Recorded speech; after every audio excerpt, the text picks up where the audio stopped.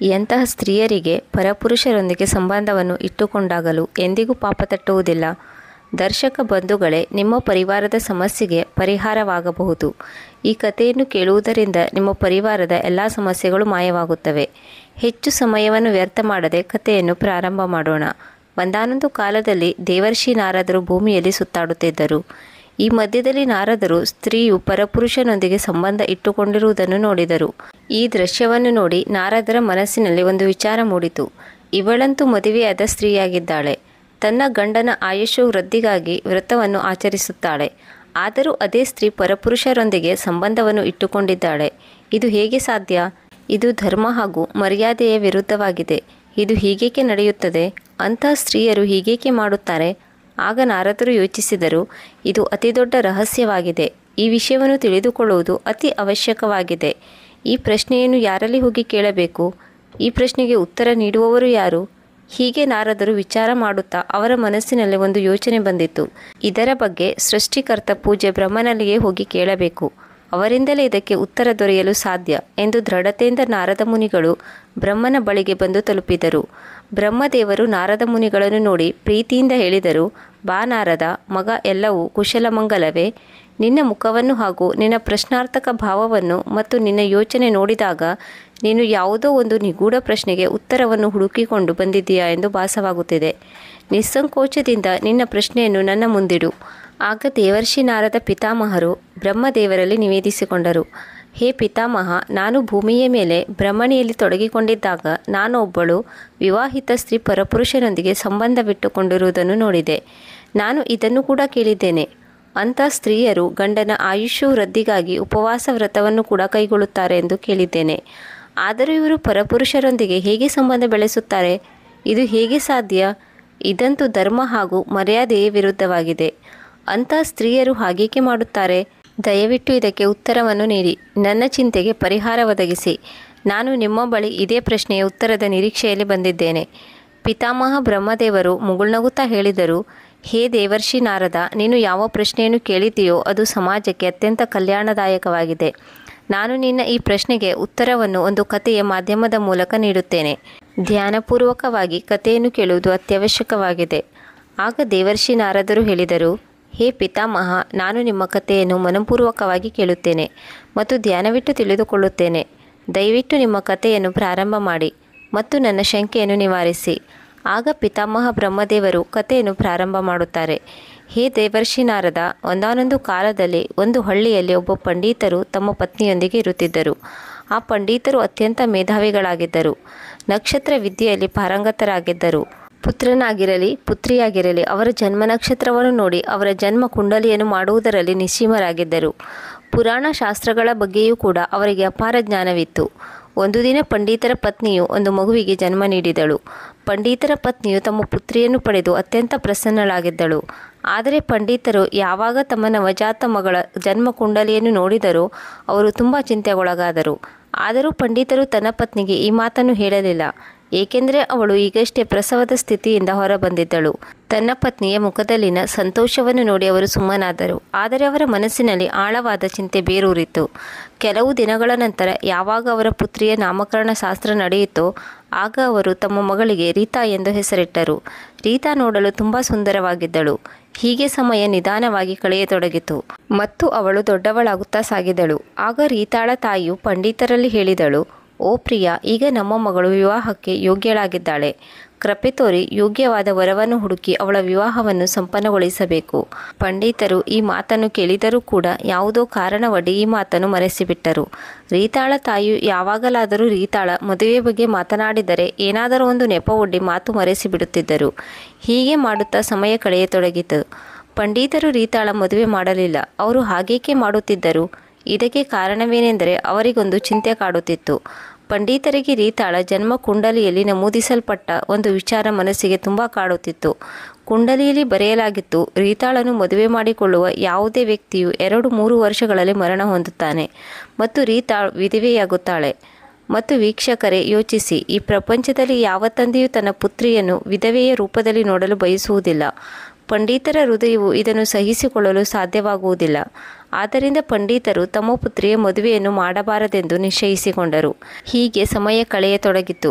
ಹಳ್ಳಿಯ ಜನರು ಪಂಡಿತರ ಬಗ್ಗೆ ಯೋಚಿಸತೊಡಗಿದರು ಮತ್ತು ಪಂಡಿತರ ಬಗ್ಗೆ ಹೇಳತೊಡಗಿದರು. ಇವರೆಂಥ ತಂದೆಯಾಗಿದ್ದಾರೆ, ಇವರ ಮಗಳು ಮದುವೆಗೆ ತಯಾರಾಗಿ ನಿಂತಿದ್ದಾಳೆ, ಆದರೂ ತಂದೆಯು ಇವಳ ಮದುವೆಯನ್ನು ಮಾಡುತ್ತಿಲ್ಲ. ಒಂದು ದಿನ ಹಳ್ಳಿಯ ಕೆಲವು ಸ್ತ್ರೀಯರು ಪಂಡಿತರ ಮನೆಗೆ ಬಂದರು ಮತ್ತು ಪಂಡಿತರ ಪತ್ನಿಯಲ್ಲಿ ಹೇಳಿದರು, ಸಹೋದರಿ, ನಿಮ್ಮ ಮಗಳು ವಿವಾಹಕ್ಕೆ ಯೋಗ್ಯವಾಗಿದ್ದಾಳೆ, ನೀವೇಕೆ ಅವಳ ಮದುವೆಯನ್ನು ಮಾಡುತ್ತಿಲ್ಲ? ಒಬ್ಬಳು ವಯಸ್ಸಿಗೆ ಬಂದ ಹುಡುಗಿಯನ್ನು ತುಂಬ ವರ್ಷಗಳವರೆಗೆ ಮನೆಯಲ್ಲಿ ಇಟ್ಟುಕೊಳ್ಳುವುದು ಉಚಿತವಲ್ಲವೆಂದು ನಿಮಗೆ ಗೊತ್ತಿಲ್ಲವೇ? ಅವಳನ್ನು ಶೀಘ್ರವೇ ಮದುವೆ ಮಾಡಿ ಗಂಡನ ಮನೆಗೆ ಕಳುಹಿಸಿಕೊಡಬೇಕು. ಪಂಡಿತರ ಪತ್ನಿಯು ಆ ಮಹಿಳೆಯಲ್ಲಿ ಹೇಳಿದಳು, ನಾನು ಹಲವಾರು ಬಾರಿ ನಮ್ಮ ಪಂಡಿತರಲ್ಲಿ ಹೇಳಿದ್ದೇನೆ, ಆದರೆ ಅವರು ನನ್ನ ಮಾತನ್ನೇ ಕೇಳುತ್ತಿಲ್ಲ. ಆಗ ಆ ಮಹಿಳೆಯರು ತಿಳಿ ಹೇಳುತ್ತಾ ಹೇಳಿದರು, ನಿಮ್ಮ ಪಂಡಿತರಲ್ಲಿ ಪದೇ ಪದೇ ಇದನ್ನು ಹೇಳಬೇಕು. ನಿಮ್ಮ ಮಗಳ ಮದುವೆಯನ್ನು ಶೀಘ್ರ ಮಾಡಿಸಿ, ಇದು ನಿಮ್ಮ ಜವಾಬ್ದಾರಿಯಾಗಿದೆ. ಒಬ್ಬ ಮಗಳ ಮದುವೆ ಮಾಡುವುದು ತಂದೆ ತಾಯಿಯರ ಆದ್ಯ ಕರ್ತವ್ಯವಾಗಿದೆ. ಹಳ್ಳಿಯ ಮಹಿಳೆಯರ ಮಾತುಗಳನ್ನು ಪಂಡಿತರ ಪತ್ನಿಯು ಕೇಳಿದಾಗ ಅವಳ ಹೃದಯವು ದುಃಖ ಹಾಗೂ ಕ್ರೋಧದಿಂದ ತುಂಬಿ ಹೋಯಿತು. ಅವಳು ಆ ಮಹಿಳೆಯರಲ್ಲಿ ಹೇಳಿದಳು, ಸರಿ, ಇಂದು ಪಂಡಿತರು ಮನೆಗೆ ಬಂದಾಗ ನಾನು ಅವರಲ್ಲಿ ನಿಶ್ಚಳವಾಗಿ ಹೇಳುತ್ತೇನೆ, ಒಂದು ನೀವು ನಿಮ್ಮ ಮಗಳನ್ನು ಮದುವೆ ಮಾಡಿ, ಇಲ್ಲ ನಿಮ್ಮ ಕೈಯಾರೆ ಇವಳನ್ನು ಕೊನೆಗಾಣಿಸಿ. ನಾನು ಇನ್ನೂ ಹೆಚ್ಚು ಸಹಿಸಿಕೊಳ್ಳಲು ಸಾಧ್ಯವಿಲ್ಲ. ಪಂಡಿತರ ಪತ್ನಿಯು ಮನೆಯ ಒಂದು ಮೂಲೆಯಲ್ಲಿ ಕ್ರೋಧದಿಂದ ಕುಳಿತುಕೊಂಡಳು. ಸಂಜೆಯಾಯಿತು. ಪಂಡಿತರು ತಮ್ಮ ಕೆಲಸದಿಂದ ಮರಳಿ ಬಂದಾಗ ತಮ್ಮ ಪತ್ನಿಯ ಮುಖದಲ್ಲಿ ಸಿಟ್ಟನ್ನು ನೋಡಿ ಹೇಳಿದರು, ಶ್ರೀಮತಿಯವರೇ, ಏನು ವಿಷಯ? ನಿನ್ನ ಮುಖ ಏಕೆ ಕ್ರೋಧದಿಂದ ಕೆಂಪಾಗಿದೆ? ಏನು ವಿಷಯ? ಯಾರಾದರೂ ಏನಾದರೂ ಹೇಳಿದ್ದಾರೇನೋ? ಪಂಡಿತರ ಪತ್ನಿಯು ತನ್ನ ಕಷ್ಟವನ್ನು ನಿವೇದಿಸಿಕೊಳ್ಳುತ್ತಾ ಹೇಳಿದಳು, ನಿಮಗಂತೂ ಯಾವುದೂ ಅರಿವಿಗೆ ಬರುವುದಿಲ್ಲ. ಹಳ್ಳಿಯ ಹೆಂಗಸರು ಇಂದು ನನಗೆ ಏನೇನೆಲ್ಲ ಹೇಳಿ ಹೋದರು, ಎಷ್ಟೊಂದು ಬುದ್ಧಿ ಹೇಳಿದರು, ಎಷ್ಟೊಂದು ಬೈದರು. ನಮ್ಮ ಮಗಳು ವಯಸ್ಸಿಗೆ ಬಂದಿದ್ದಾಳೆ ಮತ್ತು ನೀವು ಇಲ್ಲಿಯವರೆಗೂ ಅವಳ ಮದುವೆ ಮಾಡಲು ಸಾಧ್ಯವಾಗಿಲ್ಲ. ನಿಮಗೆ ಗೊತ್ತೇನು, ಒಬ್ಬಳು ವಯಸ್ಸಾದ ಹುಡುಗಿಯನ್ನು ಹೆಚ್ಚು ದಿನಗಳ ಕಾಲ ಮನೆಯಲ್ಲಿ ಇಟ್ಟುಕೊಳ್ಳಬಾರದು. ಪ್ರತಿಯೊಂದು ತಂದೆ ತಾಯಿಯರು ತಮ್ಮ ಮಗಳನ್ನು ಸರಿಯಾದ ಸಮಯಕ್ಕೆ ಮದುವೆ ಮಾಡುವುದು ಅವರ ಆದ್ಯ ಕರ್ತವ್ಯವಾಗಿದೆ. ಇಲ್ಲದೆ ಹೋದರೆ ಅವರಿಗೆ ಪಾಪ ಬರುತ್ತದೆ. ಆದರೆ ನೀವು ಮತ್ತೊಬ್ಬರಿಗೆ ಉಪದೇಶವನ್ನು ನೀಡುತ್ತೀರಿ ಮತ್ತು ಸ್ವತಃ ನೀವು ನಿಮ್ಮ ಮಗಳ ಕಡೆಗೆ ಗಮನ ಕೊಡುವುದಿಲ್ಲ. ಇದು ಎಂತಹ ಆಚರಣೆಯಾಗಿದೆ? ಪಂಡಿತರು ಮಾತನ್ನು ಮರೆಸುವ ಪ್ರಯತ್ನ ಮಾಡಿದರು. ಆದರೆ ಈ ಬಾರಿ ಪಂಡಿತರ ಪತ್ನಿಯು ದೃಢತೆಯಿಂದ ಹೇಳಿದಳು, ಇಂದು ನಾನು ನಿಮ್ಮ ಯಾವುದೇ ಮಾತನ್ನು ಕೇಳುವುದಿಲ್ಲ. ಒಂದೋ ರೀತಾಳ ಮದುವೆ ಮಾಡಿ, ಇಲ್ಲ ಇವಳನ್ನು ನಿಮ್ಮ ಕೈಯಾರೆ ಕೊಂದು ಬಿಡಿ. ಇಂದು ನಿಮ್ಮ ಯಾವುದೇ ನೆಪ ನನ್ನೆದುರಿಗೆ ನಡೆಯುವುದಿಲ್ಲ. ಪಂಡಿತರು ರೀತಾಳ ಜನ್ಮಕುಂಡಲಿಯ ರಹಸ್ಯವನ್ನು ತಿಳಿದುಕೊಂಡಿದ್ದರು. ತಲೆ ತಗ್ಗಿಸಿದರು. ಅವರು ಹೇಳಿದರು, ಸರಿ, ನಿನ್ನ ಆಸೆ ಇದೇ ಆಗಿದ್ದರೆ ನಾನು ರೀತಾಳಿಗಾಗಿ ಒಂದು ಒಳ್ಳೆಯ ವರವನ್ನು ಹುಡುಕಿ ಮದುವೆ ಮಾಡುತ್ತೇನೆ. ಇದಾದ ಮೇಲೆ ಪಂಡಿತರು ರೀತಾಳಿಗಾಗಿ ವರವನ್ನು ಹುಡುಕಲು ಮತ್ತೊಂದು ಹಳ್ಳಿಗೆ ಹೊರಟರು. ಅವರಿಗೆ ಒಬ್ಬ ಒಳ್ಳೆಯ ಹುಡುಗ ಸಿಕ್ಕಿದನು. ಆಗ ಪಂಡಿತರು ರೀತಾಳ ಮದುವೆಯನ್ನು ಆ ಹುಡುಗನೊಂದಿಗೆ ಮಾಡಿದರು. ಈಗ ರೀತಾಳ ಮದುವೆಯು ಬಹಳ ವಿಜೃಂಭಣೆಯಿಂದ ನಡೆಯಿತು. ಮೊದಮೊದಲು ರೀತಾ ತನ್ನ ಪತಿಯೊಂದಿಗೆ ತುಂಬ ಖುಷಿಯಾಗಿದ್ದಳು. ಆದರೆ 3 ವರ್ಷಗಳ ನಂತರ ದೌರ್ಭಾಗ್ಯದ ದೆಸೆಯಿಂದಾಗಿ ರೀತಾಳ ಗಂಡನ ಮೃತ್ಯುವಾಯಿತು. ಈ ಘಟನೆಯು ರೀತಾಳನ್ನು ತುಂಬ ದುಃಖಿತಳನ್ನಾಗಿ ಮಾಡಿತು. ರೀತಾಳ ಗಂಡನ ಮನೆಯಲ್ಲಿ ಬೇರೆ ಯಾವ ಸದಸ್ಯರು ಕೂಡ ಇರಲಿಲ್ಲ. ಆದ್ದರಿಂದ ಪಂಡಿತರು ರೀತಾಳನ್ನು ತಮ್ಮ ಮನೆಗೆ ಕರೆಸಿದರು. ಕೆಲವು ದಿನಗಳ ನಂತರ ಪಂಡಿತರು ರೀತಾಳಿಗಾಗಿ ಮತ್ತೊಂದು ವರವನ್ನು ನೋಡಿದರು. ಅವಳ ಮತ್ತೊಂದು ಮದುವೆಯನ್ನು ಕೂಡ ಸಂಪನ್ನ ಮಾಡಲಾಯಿತು. ಆದರೆ ಅವರ ಹೃದಯದಲ್ಲಿ ಆ ಚಿಂತೆ ಈಗಲೂ ಕಾಡುತ್ತಿತ್ತು. ಅವರ ಪುತ್ರಿಯ ಕುಂಡಲಿಯನ್ನು ನೋಡಿ ಆ ಚಿಂತೆ ಹುಟ್ಟಿಕೊಂಡಿತ್ತು. ಮತ್ತೊಂದು ವಿವಾಹದ ನಂತರ ರೀತಾ ತನ್ನ ಗಂಡನ ಮನೆಗೆ ಹೋದಾಗ 3 ವರ್ಷದ ಒಳಗಾಗಿ ಅವಳ 2ನೇ ಗಂಡನು ಕೂಡ ಈ ಪ್ರಪಂಚವನ್ನು ಬಿಟ್ಟು ಹೊರಟು ಹೋದನು. ಈ ಘಟನೆಯು ಪಂಡಿತರಿಗೆ ತುಂಬ ನೋವುಂಟು ಮಾಡಿತು. ಅವರು ಮತ್ತೊಮ್ಮೆ ತಮ್ಮ ಮಗಳು ರೀತಾಳನ್ನು ತವರು ಮನೆಗೆ ಕರೆಸಿಕೊಂಡರು. ಇತ್ತ ಕಡೆ ಪಂಡಿತರ ಪತ್ನಿಯೂ ಕೂಡ ಆಳವಾದ ಚಿಂತೆಯಲ್ಲಿ ಮುಳುಗಿದಳು ಮತ್ತು ವಿಚಾರ ಮಾಡಿದಳು, ನನ್ನ ಮಗಳ ಮದುವೆ 2 ಬಾರಿ ನಡೆದರೂ ಕೂಡ ಹೀಗೇಕೆ ಆಯಿತು? 2 ಬಾರಿಯೂ ಕೂಡ ಅವಳು ವಿಧವೆಯಾದಳು. ಪಂಡಿತರ ಪತ್ನಿಯೂ ಕೂಡ ಈ ಸಂಕಷ್ಟದಿಂದ ತುಂಬ ದುಃಖಿತಳಾದಳು. ವೀಕ್ಷಕರೇ, ಇದಾದ ಮೇಲೆ ಪಂಡಿತರು 3ನೇ ವರವನ್ನು ತಮ್ಮ ಮಗಳಿಗಾಗಿ ಹುಡುಕಲು ಪ್ರಾರಂಭಿಸಿದರು. ಸ್ವಲ್ಪ ಸಮಯದ ನಂತರ ಅವರಿಗೆ 3ನೇ ಯೋಗ್ಯ ವರನು ಕೂಡ ದೊರೆತನು. ಹೀಗೆ ಅವರು 3ನೇ ಬಾರಿ ರೀತಾಳ ವಿವಾಹವನ್ನು ಮಾಡಿ ಮುಗಿಸಿದರು. ರೀತಾಳ ವಿವಾಹದ ಸಮಯ ಕೂಡಿ ಬರುತ್ತಿದ್ದಂತೆ ಪಂಡಿತರು ತಮ್ಮ ಪುತ್ರಿಯಲ್ಲಿ ಹೇಳಿದರು, ಮಗಳೇ, ನೀನು ನಿನ್ನ ಗಂಡನ ಮನೆಗೆ ಹೋಗುತ್ತಿದ್ದೀಯಾ? ನೀನು ದುಃಖದಲ್ಲಿಯೇ ಇರು ಅಥವಾ ಸುಖದಲ್ಲಿಯೇ ಇರು. ಜೀವನದ ಪ್ರತಿಯೊಂದು ಏರಿಳಿತವನ್ನು ಅಥವಾ ಸುಖ ದುಃಖಗಳನ್ನು ನೀನೊಬ್ಬಳೇ ಎದುರಿಸುವುದನ್ನು ರೂಢಿಸಿಕೋ. ಆದರೆ ಧ್ಯಾನವಿಡು, ಮತ್ತೆಂದಿಗೂ ಮರಳಿ ತವರಿಗೆ ಬರಬೇಡ. ನಿನ್ನ ತಂದೆ ತಾಯಿಗಳು ಈ ಸಂಸಾರದಲ್ಲಿ ಇಲ್ಲ ಎಂದು ಅಂದುಕೋ. ಇಷ್ಟು ಹೇಳಿ ಅವರು ತಮ್ಮ ಮಗಳನ್ನು ಗಂಡನ ಮನೆಗೆ ಕಳುಹಿಸಿಕೊಟ್ಟರು. ರೀತಾಳಂತೂ ತನ್ನ ಗಂಡನ ಮನೆಗೆ ಹೊರಟು ಹೋದಳು. ಆದರೆ ಪಂಡಿತರ ಪತ್ನಿಯ ಮನದಲ್ಲಿ ಪಂಡಿತರ ಮಾತುಗಳು ಆಳವಾದ ಪರಿಣಾಮವನ್ನು ಬೀರಿದವು. ಅವಳು ಪಂಡಿತರಲ್ಲಿ ಕೇಳಿದಳು, ಸ್ವಾಮಿಗಳೇ, ನೀವು ನಿಮ್ಮ ಮಗಳಲ್ಲಿ ಆ ರೀತಿ ಏಕೆ ಹೇಳಿದ್ದೀರಿ? ಅವಳಂತೂ ನಮ್ಮ ಮಗಳಾಗಿದ್ದಾಳೆ. ನಮ್ಮ ಮನೆಗೆ ಮರಳಿ ಬರಬೇಡ ಎಂದು ನೀವು ಏಕೆ ಹೇಳಿದಿರಿ? ಅವಳು ತನ್ನ ಜೀವನದ ಜವಾಬ್ದಾರಿಯನ್ನು ತಾನೇ ಸ್ವತಃ ನೋಡಿಕೊಳ್ಳಬೇಕು. ನಿನ್ನ ತಂದೆ ತಾಯಿಗಳು ಬದುಕಿಲ್ಲ ಎಂದು ತಿಳಿದುಕೋ ಎಂದು ಏಕೆ ಹೇಳಿದಿರಿ? ಪಂಡಿತರು ತಮ್ಮ ಪ್ರೀತಿಯ ಮಗಳ ಜನ್ಮ ಕುಂಡಲಿಯನ್ನು ತಮ್ಮ ಪತ್ನಿಯಲ್ಲಿ ಕೊನೆಯವರೆಗೂ ಮುಚ್ಚಿಡಲು ಪ್ರಯತ್ನಿಸಿದರು. ಆದರೆ ತಮ್ಮ ಪತ್ನಿಯು ಪದೇ ಪದೇ ಕೇಳಿದ್ದರಿಂದಾಗಿ ತಮ್ಮ ಪತ್ನಿಗೆ ಈ ರಹಸ್ಯವನ್ನು ಹೇಳಲು ತೀರ್ಮಾನಿಸಿದರು ಮತ್ತು ಹೇಳಿದರು, ಹೇ ಪ್ರಿಯೆ, ಯಾವಾಗ ನಮ್ಮ ಪುತ್ರಿಯ ಜನನವಾಗಿತ್ತೋ ನಾನು ಆಗ ಅವಳ ಜನ್ಮ ಕುಂಡಲಿಯನ್ನು ನೋಡಿದ್ದೆ. ಅವಳ ಕುಂಡಲಿಯ ನಕ್ಷತ್ರವು ಅವಳ ವಿವಾಹಕ್ಕೆ ತುಂಬ ಪ್ರತಿಕೂಲವಾಗಿತ್ತು. ಅದರಲ್ಲಿ ಯಾವ ದೋಷವಿತ್ತೆಂದರೆ, ಯಾವ ವ್ಯಕ್ತಿಯನ್ನಾದರೂ ಅವಳು ಮದುವೆಯಾದರೆ 2-3 ವರ್ಷಗಳ ಒಳಗಾಗಿ ಆ ವ್ಯಕ್ತಿಯ ಸಾವಾಗುತ್ತದೆಂದು ಜನ್ಮ ಕುಂಡಲಿಯಲ್ಲಿ ದೋಷ ಕಂಡು ಬಂದಿತ್ತು ಮತ್ತು ಈ ಮೃತ್ಯುವು ಅದಕ್ಕಿಂತಲೂ ಮೊದಲು ಕೂಡ ಆಗಬಹುದು. ಹೇ ಪ್ರಿಯೆ, ಈಗ ನಮಗೆ ವಯಸ್ಸಾಗುತ್ತಿದೆ. ನಾವು ನಮ್ಮ ಪುತ್ರಿಯನ್ನು ಎಲ್ಲಿಯವರೆಗೆ ಸಂಭಾಳಿಸಲು ಸಾಧ್ಯ? ಒಂದು ವೇಳೆ ನಾಳೆ ನಾವು ಇರದಿದ್ದರೆ ಅವಳು ಏನು ಮಾಡುತ್ತಾಳೆ? ಆದ್ದರಿಂದ ನಾನು ಈ ನಿರ್ಣಯವನ್ನು ತೆಗೆದುಕೊಂಡೆ. ಅವಳು ಯಾವುದೇ ಸ್ಥಿತಿಯಲ್ಲಿ ಇದ್ದರೂ ತನ್ನ ಗಂಡನ ಮನೆಯಲ್ಲಿಯೇ ಇರಲಿ. ಭಗವಂತನ ಕೃಪೆಯಿಂದ ಒಂದು ವೇಳೆ ಅವಳ ಜೀವನದಲ್ಲಿ ಸಂತಾನ ಪ್ರಾಪ್ತಿಯಾದರೆ ಅವಳು ತನ್ನ ಪರಿವಾರದೊಂದಿಗೆ ತನ್ನ ಉಳಿದ ಜೀವನವನ್ನು ಸುಖ ಶಾಂತಿಯಿಂದ ಕಳೆಯಬಹುದು. ಪ್ರಿಯ ವೀಕ್ಷಕರೇ, ಪಂಡಿತರ ಪತ್ನಿಗೆ ಈ ಮಾತುಗಳನ್ನು ಕೇಳಿ ತುಂಬ ಪಶ್ಚಾತ್ತಾಪವಾಯಿತು. ಅವಳು ಯೋಚಿಸಿದಳು, ನಾನು ನನ್ನ ಪತಿದೇವರಿಗೆ ನನ್ನ ಮಗಳ ವಿಷಯವಾಗಿ ಎಷ್ಟೆಲ್ಲ ಮಾತನಾಡಿದೆ. ಆದರೂ ಅವರು ತಮ್ಮ ಮಗಳ ಒಳಿತಿಗಾಗಿ ಹೀಗೆ ಮಾಡಿದ್ದರು. ಇದು ನನ್ನದೇ ತಪ್ಪಾಗಿತ್ತು. ಇದರ ಕಾರಣದಿಂದಾಗಿ ಇಬ್ಬರು ನಿರ್ದೋಷಿ ವ್ಯಕ್ತಿಗಳ ಸಾವಾಯಿತು. ಈಗ ಮತ್ತೆ ಕೆಲವು ದಿನಗಳು ಕಳೆದವು. ಪಂಡಿತರ ಪುತ್ರಿಯ 3ನೇ ವಿವಾಹವಾಗಿ ಇಂದಿಗೆ 3 ವರ್ಷವಾಗಿತ್ತು. ಈ 3 ವರ್ಷಗಳಲ್ಲಿ ಅವಳಿಗೆ 2 ಮಕ್ಕಳಾದರು. ದೊಡ್ಡ ಮಗನ ಹೆಸರು ಸೋನು, ಚಿಕ್ಕ ಮಗನ ಹೆಸರು ಮೋನು ಎಂದು ಇಡಲಾಯಿತು. ಹೀಗೆ ನಿಧಾನವಾಗಿ ಸಮಯ ಕಳೆಯತೊಡಗಿತು. ಆದರೆ ಒಂದು ದಿನ ಎಂಥ ದುಃಖದ ಘಟನೆ ನಡೆಯಿತು ಎಂದರೆ, ಅವಳ 3ನೇ ಪತಿಯೂ ಕೂಡ ಮರಣ ಹೊಂದಿದನು. ಪಂಡಿತರ ಪುತ್ರಿಯು ಇದರಿಂದ ತುಂಬ ನೊಂದುಕೊಂಡಳು. ನಂತರ ಅವಳು ತನ್ನ 2 ಮಕ್ಕಳನ್ನು ಸ್ವತಃ ತಾನೇ ಪೋಷಣೆ ಮಾಡತೊಡಗಿದಳು. ಏಕೆಂದರೆ ಅವಳ ತಂದೆಯು ಅವಳು ತವರಿಗೆ ಬರುವುದನ್ನು ತಿರಸ್ಕರಿಸಿದ್ದನು. ಆದ್ದರಿಂದ ಅವಳು ತನ್ನ ತವರು ಮನೆಗೂ ಕೂಡ ಹೋಗಲು ಸಾಧ್ಯವಾಗಲಿಲ್ಲ. ಅವಳು ತನ್ನ ಮಕ್ಕಳ ಪಾಲನೆ ಪೋಷಣೆಯನ್ನು ಒಬ್ಬಂಟಿಯಾಗಿ ಮಾಡಿದಳು. ಸಮಯದೊಂದಿಗೆ ಅವಳ 2 ಪುತ್ರರು ದೊಡ್ಡವರಾದರು. ದೊಡ್ಡ ಪುತ್ರ ಸೋನು ವ್ಯಾಪಾರವನ್ನು ಸಂಭಾಳಿಸಿದನು ಮತ್ತು ಅವನು ಒಬ್ಬ ಸಫಲ ವ್ಯಾಪಾರಿಯಾದನು.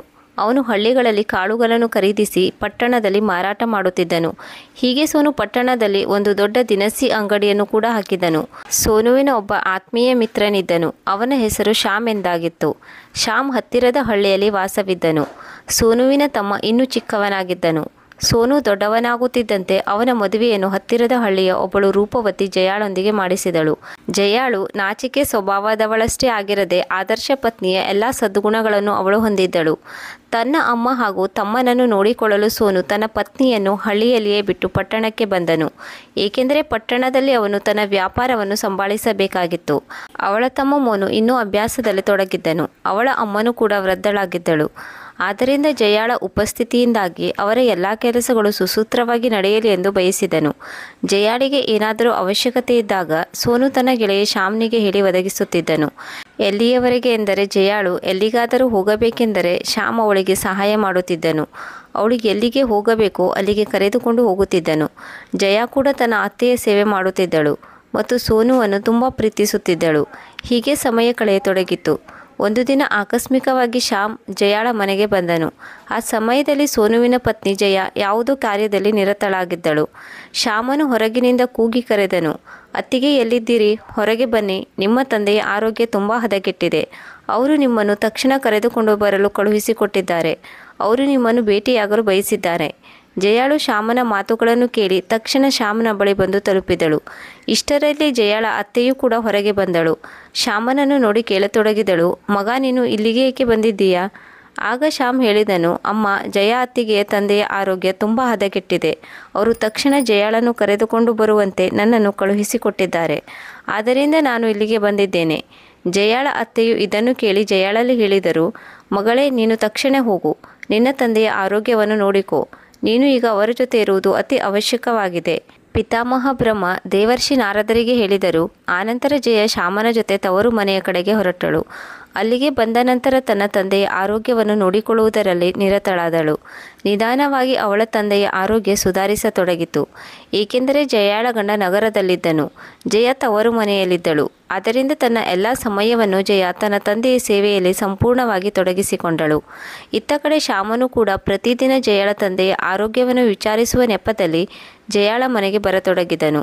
ಪಿತಾಮಹ ಬ್ರಹ್ಮದೇವರು ಹೇಳಿದರು, ಹೇ ನಾರದ ಮುನಿಗಳೇ, ಜಯಾಳಿಗೆ ಶ್ಯಾಮನ ಎಲ್ಲ ವ್ಯವಹಾರವು ಒಳ್ಳೆಯದಾಗಿ ಕಂಡಿತು. ನಿಧಾನವಾಗಿ ಜಯ ಶ್ಯಾಮನಿಗೆ ಆಕರ್ಷಿತವಾಗುತ್ತಾ ಸಾಗಿದಳು. ಅವಳಿಗೆ ಶ್ಯಾಮನ ಬಗ್ಗೆ ಯಾವುದೇ ಸತ್ಯ ಅಸತ್ಯತೆಯ ಅರಿವಿರಲಿಲ್ಲ. ಶ್ಯಾಮ ಒಬ್ಬ ಮೋಜುಮಸ್ತಿ ಮಾಡುವ ವ್ಯಕ್ತಿಯಾಗಿದ್ದನು. ಅವನಿಗೆ ಕೆಲಸ ಮಾಡುವುದರಲ್ಲಿ ಆಸಕ್ತಿ ಇರಲಿಲ್ಲ. ಅವನು ಜೂಜಾಡುತ್ತಿದ್ದನು. ಅನೇಕ ಸ್ತ್ರೀಯರೊಂದಿಗೆ ಅಕ್ರಮ ಸಂಬಂಧ ಇಟ್ಟುಕೊಂಡಿದ್ದ. ತನ್ನ ಆಸೆಗಾಗಿ ವೇಶ್ಯೆಯರೊಂದಿಗೆ ಕಾಲ ಕಳೆಯುತ್ತಿದ್ದನು. ಆದರೆ ಜಯಾಳಿಗೆ ಅವನ ಯಾವುದೇ ಗುಣಗಳು ಗೊತ್ತಿರಲಿಲ್ಲ. ಈಗ ಶ್ಯಾಮನ ದೃಷ್ಟಿ ಜಯಾಳ ಮೇಲೆ ಇತ್ತು. ಮತ್ತೊಂದು ಕಡೆ ಜಯಾಳು ಕೂಡ ಶ್ಯಾಮನನ್ನು ಪ್ರೀತಿಸತೊಡಗಿದಳು. ಜಯಾಳ ತಂದೆಯ ಆರೋಗ್ಯವು ಸರಿಯಾಗಿತ್ತು. ಆದರೆ ಜಯ ಶ್ಯಾಮನೊಂದಿಗೆ ಸಮಯ ಕಳೆಯುವ ನೆಪವನ್ನು ಹುಡುಕುತ್ತಿದ್ದಳು. ಶ್ಯಾಮನು ಈಗ ನಿಯಮಿತವಾಗಿ ಜಯಾಳನ್ನು ಭೇಟಿಯಾಗಲು ಅವಳ ಮನೆಗೆ ಬರತೊಡಗಿದನು. ಇಬ್ಬರು ಜೊತೆಗೆ ಸುತ್ತಾಡಲು ಕೂಡ ಹೋಗತೊಡಗಿದರು. ಒಂದು ದಿನ ಜಯ ಮತ್ತು ಶ್ಯಾಮ್ ಇಬ್ಬರು ಸುತ್ತಾಡಲು ಹೋದಾಗ ಜಯಾಳು ಶ್ಯಾಮ್ನಲ್ಲಿ ಹೇಳಿದಳು, ಶ್ಯಾಮ್, ಒಂದು ವೇಳೆ ನೀನು ನನ್ನ ಬಗ್ಗೆ ತಪ್ಪು ತಿಳಿದುಕೊಳ್ಳುವುದಿಲ್ಲ ಎಂದಾದರೆ ನಿನ್ನಲ್ಲಿ ಏನೋ ಹೇಳಬೇಕೆಂದಿದ್ದೇನೆ. ಆಗ ಶ್ಯಾಮ್ ಹೇಳಿದ, ಅತ್ತಿಗೆ, ನೀವು ನನ್ನಲ್ಲಿ ಯಾವುದೇ ಸಂಕೋಚವಿಲ್ಲದೆ ಹೇಳಬಹುದು. ನಾನು ನಿಮ್ಮ ಯಾವುದೇ ಮಾತನ್ನು ತಪ್ಪಾಗಿ ತಿಳಿದುಕೊಳ್ಳುವುದಿಲ್ಲ. ಇಂದಿನವರೆಗೂ ಕೂಡ ತಪ್ಪಾಗಿ ತಿಳಿದುಕೊಂಡಿಲ್ಲ. ಅಂದ ಮೇಲೆ ಈಗೇಕೆ ತಪ್ಪು ತಿಳಿದುಕೊಳ್ಳಲಿ? ಶ್ಯಾಮನು ಈ ಮಾತನ್ನು ಎಂತಹ ಭಾವಭಂಗಿಯಲ್ಲಿ ಹೇಳಿದನೆಂದರೆ ಅವನು ನಿರ್ದೋಷಿಯಂತೆ ಅವಳ ಮುಂದೆ ಅಮಾಯಕನಾಗಿ ಹೇಳಿದನು. ಜಯಾಳು ಶ್ಯಾಮನ ಬಾಯಿಂದ ಅತ್ತಿಗೆ ಎಂಬ ಶಬ್ದವನ್ನು ಕೇಳುತ್ತಿದ್ದಂತೆ ಅವಳು ಸಿಟ್ಟಿನಿಂದ ಹೇಳಿದಳು, ಶ್ಯಾಮ್, ಇಂದಿನಿಂದ ನೀನು ಎಂದಿಗೂ ನನ್ನನ್ನು ಅತ್ತಿಗೆ ಎಂದು ಕರೆಯಬೇಡ. ಹಾಗೇನಾದರೂ ಮಾಡಿದರೆ ನಿನ್ನನ್ನು ನಾನು ಸುಮ್ಮನೆ ಬಿಡುವುದಿಲ್ಲ. ಇದನ್ನು ಕೇಳಿ ಶ್ಯಾಮ್ನು ತುಂಬ ಬುದ್ಧಿವಂತಿಕೆಯಿಂದ ಹೇಳಿದನು, ಸರಿ, ಹಾಗಾದರೆ ನಿಮ್ಮನ್ನು ಏನೆಂದು ಕರೆಯಲಿ? ಆಗ ಜಯ ಹೇಳಿದಳು, ಶ್ಯಾಮ್, ನಿಜವೇನೆಂದರೆ ನಾನು ನಿನ್ನನ್ನು ತುಂಬ ಪ್ರೀತಿಸುತ್ತೇನೆ. ಬೇರೆ ಯಾರನ್ನೂ ಕೂಡ ನಾನು ಇಷ್ಟೊಂದು ಪ್ರೀತಿಸಿಲ್ಲ. ಶ್ಯಾಮನು ಜಯಾಳ ಬಾಯಿಂದ ಪ್ರೇಮದ ಶಬ್ದವನ್ನು ಕೇಳುತ್ತಿದ್ದಂತೆ ಅವನ ಮನಸ್ಸಿನಲ್ಲಿ ಖುಷಿಯ ಭಾವವು ಮೂಡಿತು. ಅವನ ಮುಖವು ಖುಷಿಯಿಂದ ಅರಳಿತು. ಶ್ಯಾಮನು ಯೋಚಿಸಿದನು, ಈಗಂತೂ ನಾನು ವೇಶ್ಯೆಯರ ಕಡೆಗೆ ಗಮನ ಕೊಡುವ ಅವಶ್ಯಕತೆ ಇಲ್ಲ. ನನ್ನ ಹಣವೂ ಕೂಡ ಉಳಿಯುತ್ತದೆ. ಮನೆಯಲ್ಲಿ ಕುಳಿತು ಭೋಗ ವಿಲಾಸದ ಆನಂದವನ್ನು ಪಡೆದುಕೊಳ್ಳುತ್ತೇನೆ. ಶ್ಯಾಮನಂತೂ ಜಯ ತನ್ನವಳಾಗಬೇಕೆಂದು ಮೊದಲೇ ಬಯಸಿದ್ದನು. ಈಗ ಅವನ ಇಚ್ಛೆ ಪೂರ್ಣಗೊಂಡಿತು. ನಿಧಾನವಾಗಿ ಇಬ್ಬರ ನಡುವೆ ಪ್ರೀತಿಯು ಆಳವಾಗಿ ಬೇರೂರಿತು ಮತ್ತು ಜಯ ಶ್ಯಾಮನ ಪ್ರೇಮ ಜಾಲದಲ್ಲಿ ಸಿಲುಕುತ್ತಾ ಸಾಗಿದಳು. ಜಯ ಹಾಗೂ ಶ್ಯಾಮ್ ಇಬ್ಬರು ಎಷ್ಟೊಂದು ಗಾಢವಾದ ಪ್ರೀತಿಯಲ್ಲಿ ಮುಳುಗಿದರು ಎಂದರೆ ಈಗ ಅವರಿಬ್ಬರ ಮಧ್ಯೆ ಶಾರೀರಿಕ ಸಂಬಂಧವೂ ಕೂಡ ಏರ್ಪಟ್ಟಿತ್ತು. ಸ್ವಲ್ಪ ದಿನಗಳ ನಂತರ ಜಯಾಳಿಗೆ ತನ್ನ ಗಂಡನ ಮನೆಯಿಂದ ಕರೆ ಬಂದಿತು. ಜಯಾಳು ಶ್ಯಾಮನನ್ನು ಒಂದು ಗುಡಿಸಲ ಬಳಿ ಕರೆಸಿದಳು ಮತ್ತು ಹೇಳಿದಳು, ನನ್ನ ಪ್ರೀತಿಯ ಶ್ಯಾಮ್, ನಾನು ನನ್ನ ಗಂಡನ ಮನೆಗೆ ಹೋಗಬೇಕು. ನನಗನಿಸುತ್ತಿದೆ, ಬಹುಶಃ ಇನ್ನು ಮುಂದೆ ನಾನು ನಿನ್ನನ್ನು ಭೇಟಿಯಾಗಲು ಸಾಧ್ಯವಿಲ್ಲ. ಆದರೆ ನನಗೆ ನಿನ್ನ ನೆನಪಾಗುತ್ತಿದ್ದಂತೆ ನಾನು ಪತ್ರವನ್ನು ಬರೆಯುತ್ತೇನೆ ಮತ್ತು ನೀನು ನನ್ನ ಗಂಡನ ಮನೆಗೆ ಬಾ. ಕಾಮದ ನಶೆಗೆ ಒಳಗಾಗಿದ್ದ ಶ್ಯಾಮನು ಅವಳ ಮಾತನ್ನು ಒಪ್ಪಿಕೊಂಡನು. ಅವಳು ತನ್ನ ಗಂಡನ ಮನೆಗೆ ಹೊರಡಲು ತಯಾರಾದಳು. ಜಯಾಳ ತಂದೆಯೇ ಅವಳ ಗಂಡನ ಮನೆಗೆ ಕಳುಹಿಸಿಕೊಡಬೇಕಾಗಿತ್ತು. ಅವಳ ತಂದೆ ಬಿಟ್ಟರೆ ಮನೆಯಲ್ಲಿ ಬೇರಾರೂ ಇರಲಿಲ್ಲ. ಆದ್ದರಿಂದ ಜಯಾಳ ತಂದೆಯೇ ಶ್ಯಾಮನ ಮನೆಗೆ ಬಂದು ಶ್ಯಾಮನಿಗೆ ಜಯಾಳನ್ನು ಅವಳ ಗಂಡನ ಮನೆಗೆ ಬಿಟ್ಟು ಬರುವಂತೆ ಹೇಳಿದರು. ಅವಳ ಗಂಡನ ಮನೆಯಿಂದ ಕರೆ ಬಂದಿದೆ. ಇದನ್ನು ಕೇಳಿ ಶ್ಯಾಮ್ ಹೇಳಿದ, ಸರಿ ಅಪ್ಪಾಜಿ, ನಾನು ಜಯಾಳನ್ನು ಅವಳ ಮನೆಗೆ ಬಿಟ್ಟು ಬರುತ್ತೇನೆ. ಪಿತಾಮಹ ಬ್ರಹ್ಮರ್ಷಿ ಹೇಳಿದರು, ಹೇ ದೇವರ್ಷಿ ನಾರದ ಮುನಿಗಳೇ, ಇದಾದ ಮೇಲೆ ಶ್ಯಾಮನು ಜಯಾಳನ್ನು ಅವಳ ಗಂಡನ ಮನೆಗೆ ಬಿಟ್ಟು ಬಂದನು. ಜಯ ತನ್ನ ಗಂಡನ ಮನೆಗೆ ಹೋದಳು. ಜಯ ಗಂಡನ ಮನೆಗೆ ತಲುಪಿದ ನಂತರ 2-3 ದಿನಗಳು ಮಾತ್ರ ಶಾಂತಿಯಿಂದ ಕಳೆದಳು. ಆದರೆ ಅವಳಿಗೆ ಶ್ಯಾಮನ ನೆನಪಾಗುತ್ತಿತ್ತು. ಅವಳು ಮನೆಯಲ್ಲಿದ್ದಾಗ ಪ್ರತಿದಿನ ಶ್ಯಾಮನನ್ನು ಭೇಟಿಯಾಗಲು ಗುಡಿಸಲಿಗೆ ಹೋಗುತ್ತಿದ್ದಳು. ಇಲ್ಲಿಯೂ ಅವಳು ಶ್ಯಾಮನಿಗೆ ಮನಸೋತು ಕಾಮದ ನಶೆಯಲ್ಲಿ ಮುಳುಗಿದ್ದಳು. ಇತ್ತ ಕಡೆ ಸೋನು ತನ್ನ ವ್ಯಾಪಾರದಲ್ಲಿ ವ್ಯಸ್ತನಾಗಿದ್ದನು. ತುಂಬ ಕಷ್ಟಪಟ್ಟು 6 ತಿಂಗಳಿಗೊಮ್ಮೆ ಮನೆಗೆ ಬರುತ್ತಿದ್ದನು. ಮನೆಗೆ ಬಂದ ಮೇಲೂ ಕೂಡ 5-6 ದಿನಗಳಾದ ಮೇಲೆ ಅವನು ಹೊರಟು ಹೋಗುತ್ತಿದ್ದನು. ಒಂದು ದಿನ ಜಯಾಳಿಗೆ ಸುಮ್ಮನಿರಲು ಆಗಲಿಲ್ಲ. ಅವಳು ಶ್ಯಾಮನಿಗೆ ಪತ್ರ ಬರೆದಳು. ಆ ಪತ್ರದಲ್ಲಿ ಅವಳು ಹೀಗೆ ಬರೆದಿದ್ದಳು, ಓ ಪ್ರೀತಿಯ ಶ್ಯಾಮ್, ನಿನ್ನ ನೆನಪಾಗುತ್ತಿದೆ. ನಿನ್ನನ್ನು ಬಿಟ್ಟು ನಾನು ಬದುಕಲು ಸಾಧ್ಯವಿಲ್ಲವೆಂದು ನನಗೆ ಅನಿಸುತ್ತಿದೆ. ಆದ್ದರಿಂದ ಹಿಂದೆ ನನ್ನ ಮನೆಗೆ ಬಾ. ಶ್ಯಾಮನಿಗೆ ಜಯಾಳ ಪತ್ರ ಸಿಗುತ್ತಿದ್ದಂತೆ ತಕ್ಷಣ ಅವನು ಜಯಾಳನ್ನು ನೋಡಲು ಹೊರಟನು. ಶ್ಯಾಮ ಮತ್ತು ಜಯ ಇಬ್ಬರು ಭೇಟಿಯಾಗಲು ಹೊರಟು ಬಂದರು ಮತ್ತು ಗಂಡನ ಮನೆಯ ಸುತ್ತಮುತ್ತಲೂ ಸುತ್ತಾಡಲು ಶುರು ಮಾಡಿದರು. ಜಯಾಳ ಅತ್ತೆಗೆ ಇದು ಸರಿ ಕಾಣಿಸಲಿಲ್ಲ. ಅವಳು ಯೋಚಿಸಿದಳು, ಒಂದು ವೇಳೆ ಇವಳು ತನ್ನ ತವರಿನಲ್ಲಿ ಸುತ್ತಾಡುತ್ತಿದ್ದರೆ ಅದು ಬೇರೆ ಮಾತಾಗಿತ್ತು. ಆದರೆ ತನ್ನ ಗಂಡನ ಮನೆಯಲ್ಲಿಯೇ ಇವಳು ಪರಪುರುಷನೊಂದಿಗೆ ಸುತ್ತುತ್ತಿದ್ದಾಳೆ. ಇದು ನಮ್ಮ ಪರಿವಾರದ ಮರ್ಯಾದೆಯ ವಿರುದ್ಧವಾಗಿದೆ. ಪಿತಾಮಹ ಬ್ರಹ್ಮದೇವರು ದೇವರ್ಷಿ ನಾರದರಲ್ಲಿ ಹೇಳಿದರು, ಈಗ ನೀವು ಯಾರನ್ನು ನೋಡಿಕೊಂಡು ಬಂದಿದ್ದೀರೋ ಇದು ಅದೇ ಮಹಿಳೆಯ ಕಥೆಯಾಗಿದೆ. ಶ್ಯಾಮ್ ಜಯಾಳನ್ನು ಭೇಟಿಯಾಗಿ ಮರಳಿ ಹೊರಟು ಹೋದನು. ಆದರೆ ಈ ಘಟನೆ ಪದೇ ಪದೇ ನಡೆಯತೊಡಗಿತು. ಶ್ಯಾಮನು ಪ್ರತಿ 3-4 ದಿನಗಳಿಗೊಮ್ಮೆ ಜಯಾಳನ್ನು ಭೇಟಿಯಾಗಲು ಬರುತ್ತಿದ್ದನು. ಹೀಗೆ 5-6 ಬಾರಿ ನಡೆಯಿತು. ಆಗ ಜಯಾಳ ಅತ್ತೆಯು ಅವಳಿಗೆ ಬೈಯುತ್ತಾ ಹೇಳಿದಳು, ಜಯ, ಇದೆಲ್ಲ ಈಗ ನಡೆಯುವುದಿಲ್ಲ. ಎಲ್ಲಿಯವರೆಗೆ ನನ್ನ ಪುತ್ರನು ಮನೆಗೆ ಬರುವುದಿಲ್ಲವೋ ಅಲ್ಲಿಯವರೆಗೆ ನೀನು ಯಾರನ್ನು ಕೂಡ ಮನೆಗೆ ಕರೆಸಬಾರದು. ಅವರು ನಿನ್ನ ತಂದೆಯೇ ಆಗಿರಬಹುದು ಅಥವಾ ನಿಮ್ಮ ಸಂಬಂಧದಲ್ಲಿ ಯಾರೇ ಆಗಿರಲಿ, ಯಾರನ್ನು ಇಲ್ಲಿಗೆ ಕರೆಸಬಾರದು. ಜಯಾಳು ಅತ್ತೆಯೇ ಈ ಮಾತನ್ನು ಕೇಳಿ ಕೋಪಗೊಂಡಳು. ಆದರೆ ಅವಳಿಂದ ಏನನ್ನೂ ಹೇಳಲು ಸಾಧ್ಯವಾಗಲಿಲ್ಲ. ಮಾರನೇ ದಿನ ಜಯ ಶ್ಯಾಮನಿಗೆ ಪತ್ರ ಬರೆದಳು. ಈಗ ಸದ್ಯಕ್ಕೆ ಬರಬೇಡ, ಕೆಲ ದಿನಗಳ ನಂತರ ಆಮೇಲೆ ಬರುವೆಯಂತೆ. ಅತ್ತೆಗೆ ನನ್ನ ಮೇಲೆ ಸಂಶಯ ಬಂದಿದೆ. ಅವಳು ತೀರ್ಥಯಾತ್ರೆಗೆ ಹೊರಟು ಹೋದ ಮೇಲೆ ನಾನೇ ಬರುತ್ತೇನೆ. ಇತ್ತ ಕಡೆ ಶ್ಯಾಮನು ತನ್ನ ದುಶ್ಚಟವನ್ನು ನಿಗ್ರಹಿಸಲು ಸಾಧ್ಯವಾಗಲಿಲ್ಲ. ಇದೇ ರೀತಿಯಲ್ಲಿ ಅವನು ಅವಕಾಶಕ್ಕಾಗಿ ಕಾಯತೊಡಗಿದನು. ಈ ಮಧ್ಯದಲ್ಲಿ ಜಯಾಳ ಅತ್ತೆಯು 5 ದಿನಗಳಿಗಾಗಿ ತೀರ್ಥಕ್ಷೇತ್ರಕ್ಕೆ ಹೊರಟು ಹೋದಳು. ಇದನ್ನು ತಿಳಿಯುತ್ತಿದ್ದಂತೆ ಜಯಾಳು ಶ್ಯಾಮ್ನನ್ನು ಮನೆಗೆ ಕರೆಸಿದಳು. ಇಬ್ಬರ ಜೊತೆಗೆ ಅಕ್ರಮ ಸಂಬಂಧವು ಮತ್ತೆ ಶುರುವಾಯಿತು.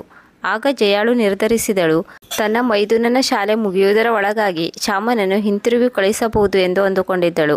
ಆದರೆ ಒಂದು ದಿನ ಏನಾಯಿತು ಎಂದರೆ, ಶ್ಯಾಮನು ಮನೆಯಲ್ಲಿದ್ದಾಗಲೇ ಆಕಸ್ಮಿಕವಾಗಿ ಮನು ಶಾಲೆಯಿಂದ ಮನೆಗೆ ಬಂದನು. ಅವನು ನೋಡಿದನು, ಅವನ ಅತ್ತಿಗೆಯು ಅಡುಗೆ ಕೋಣೆಯಲ್ಲಿ ಶ್ಯಾಮನಿಗೆ ಅಡುಗೆಯನ್ನು ಬಡಿಸುತ್ತಿದ್ದಳು. ಅವನು ಮೊದಲೇ ಶ್ಯಾಮನು ಒಬ್ಬ ಕೆಟ್ಟ ಪ್ರವೃತ್ತಿಯ ವ್ಯಕ್ತಿಯಾಗಿದ್ದಾನೆಂದು ತಿಳಿದುಕೊಂಡಿದ್ದನು. ಮೋನು ತನ್ನ ಅತ್ತಿಗೆಯಲ್ಲಿ ಹೇಳಿದನು, ಅತ್ತಿಗೆ, ಒಬ್ಬ ಕೆಟ್ಟ ಪ್ರವೃತ್ತಿಯುಳ್ಳ ಅನ್ಯ ಪುರುಷನನ್ನು ನೀವು ಹೀಗೆ ಮನೆಗೆ ಕರೆಯಬಾರದು. ಬಹುಶಃ ನಿಮಗೆ ಇವನ ಚರಿತ್ರೆಯ ಬಗ್ಗೆ ಗೊತ್ತಿಲ್ಲ. ಇವನ ಚರಿತ್ರೆಯನ್ನು ನಾನು ತುಂಬ ಚೆನ್ನಾಗಿ ತಿಳಿದುಕೊಂಡಿದ್ದೇನೆ. ನೀವು ಇವನ ಜೊತೆ ಏನೇನು ಮಾಡುತ್ತಿದ್ದೀರೋ ಅದೆಲ್ಲವೂ ತಪ್ಪಾಗಿದೆ. ನೀವು ಇವನ ಜೊತೆಗಿರುವುದನ್ನು ಬಿಟ್ಟು ಬಿಡಿ. ಹಾಗೇನಾದರೂ ನೀವು ಇದನ್ನು ಮುಂದುವರೆಸಿದರೆ ನಾನು ಅಣ್ಣನಲ್ಲಿ ನಿಮ್ಮ ಬಗ್ಗೆ ದೂರು ನೀಡುತ್ತೇನೆ. ಯಾವಾಗ ಶ್ಯಾಮನು ಮೋನುವಿನ ಈ ಮಾತನ್ನು ಕೇಳಿದನೋ ಆಗ ಸಿಟ್ಟಿನಿಂದ ಮನೆಯಿಂದ ಹೊರಟು ಹೋದನು. ಜಯಾಳಗೆ ಮೋನುವಿನ ಈ ಮಾತು ಸ್ವಲ್ಪವೂ ಇಷ್ಟವಾಗಲಿಲ್ಲ. ಅವಳು ತಕ್ಷಣ ಶ್ಯಾಮನ ಹಿಂದೆ ಓಡಿದಳು. ಅವನಿಗೆ ತಿಳಿ ಹೇಳುತ್ತಾ ಹೇಳಿದಳು, ಶ್ಯಾಮ್, ನೀನು ಸಿಟ್ಟಾಗಬೇಡ. ನಾನು ಮೋನುವಿಗೆ ಅವಶ್ಯವಾಗಿ ಪಾಠ ಕಲಿಸುತ್ತೇನೆ. ಆಗ ಶ್ಯಾಮ್ ಹೇಳಿದನು, ಸರಿ ಜಯ, ನೀನು ಹೀಗೆ ಹೇಳುತ್ತೀಯೇ ಎಂದಾದರೆ ಹಾಗೆ ಮಾಡುತ್ತೇನೆ. ನಾನೆಂದಿಗೂ ಇನ್ನು ಮುಂದೆ ಇಲ್ಲಿಗೆ ಬರುವುದಿಲ್ಲ. ಶ್ಯಾಮ್ ಹೋದ ನಂತರ ಜಯ ತನ್ನ ಮನೆಯ ಒಳಗೆ ಬಂದಳು. ಈಗ ಅವಳ ಮನಸ್ಸಿನಲ್ಲಿ ಒಂದು ವಿಚಾರ ಮೂಡಿತು. ಮೋನು ಮನೆಯಲ್ಲಿದ್ದರೆ ನನ್ನ ಹಾಗೂ ಶ್ಯಾಮನ ನಡುವೆ ಅಡ್ಡಗಾಲು ಹಾಕುತ್ತಾನೆ. ನಾನು ಇವನನ್ನು ಶಾಶ್ವತವಾಗಿ ನನ್ನ ದಾರಿಯಿಂದ ಕಿತ್ತು ಹಾಕಬೇಕು. ಪಿತಾಮಹ ಬ್ರಹ್ಮದೇವರು ದೇವರ್ಷಿ ನಾರದರಲ್ಲಿ ಹೇಳಿದರು. ಜಯ ಮನಸ್ಸಿನಲ್ಲಿ ಯೋಚಿಸಿದಳು, ಮೋನುವನ್ನು ಇಲ್ಲದಂತೆ ಮಾಡಿದರೆ ನನ್ನ ದಾರಿಯು ಸುಗಮವಾಗುವುದು ಎಂದು ಒಂದು ನಿರ್ಧಾರಕ್ಕೆ ಬಂದಳು. ಮಾರನೇ ದಿನ ಜಯ ಅಡುಗೆ ಕೋಣೆಯಲ್ಲಿ ಅಡುಗೆ ಮಾಡುತ್ತಿದ್ದಾಗ ಅವಳು ಇಬ್ಬರಿಗೂ ಊಟವನ್ನು ಬಡಿಸಿದಳು. ಆದರೆ ಅವಳು ಮೋನುವಿನ ತಟ್ಟೆಯಲ್ಲಿ ವಿಷವನ್ನು ಬೆರೆಸಿದಳು. ಮೋನು ಊಟ ಮಾಡಿದ ತಕ್ಷಣ ಅವನ ಸಾವಾಯಿತು. ಅತ್ತ ಕಡೆ ಜಯಾಳ ಮನಸ್ಸಿನಲ್ಲಿ ಒಂದು ರೀತಿಯ ಪ್ರಸನ್ನ ಭಾವವಿತ್ತು. ಅವಳು ಯೋಚಿಸಿದಳು, ಈಗ ನನ್ನ ಹಾಗೂ ಶ್ಯಾಮನ ಪ್ರೇಮಕ್ಕೆ ಇರುವ ತೊಡಕು ದೂರವಾಯಿತು. ಈಗ ಯಾರೂ ನಮ್ಮನ್ನು ತಡೆಯಲು ಸಾಧ್ಯವಿಲ್ಲ. ಸೋನು ಈ ಸುದ್ದಿ ತಿಳಿಯುತ್ತಿದ್ದಂತೆ ತನ್ನ ವ್ಯಾಪಾರವನ್ನು ಬಿಟ್ಟು ತಕ್ಷಣ ಹಳ್ಳಿಗೆ ಓಡಿ ಬಂದನು. ಹಳ್ಳಿಗೆ ಬಂದು ಅವನು ತನ್ನ ತಮ್ಮ ಮೋನುವಿನ ಮೃತ್ಯು ದೇಹವನ್ನು ನೋಡಿ ಅವನ ಹೃದಯ ತುಂಬಿ ಬಂದಿತ್ತು.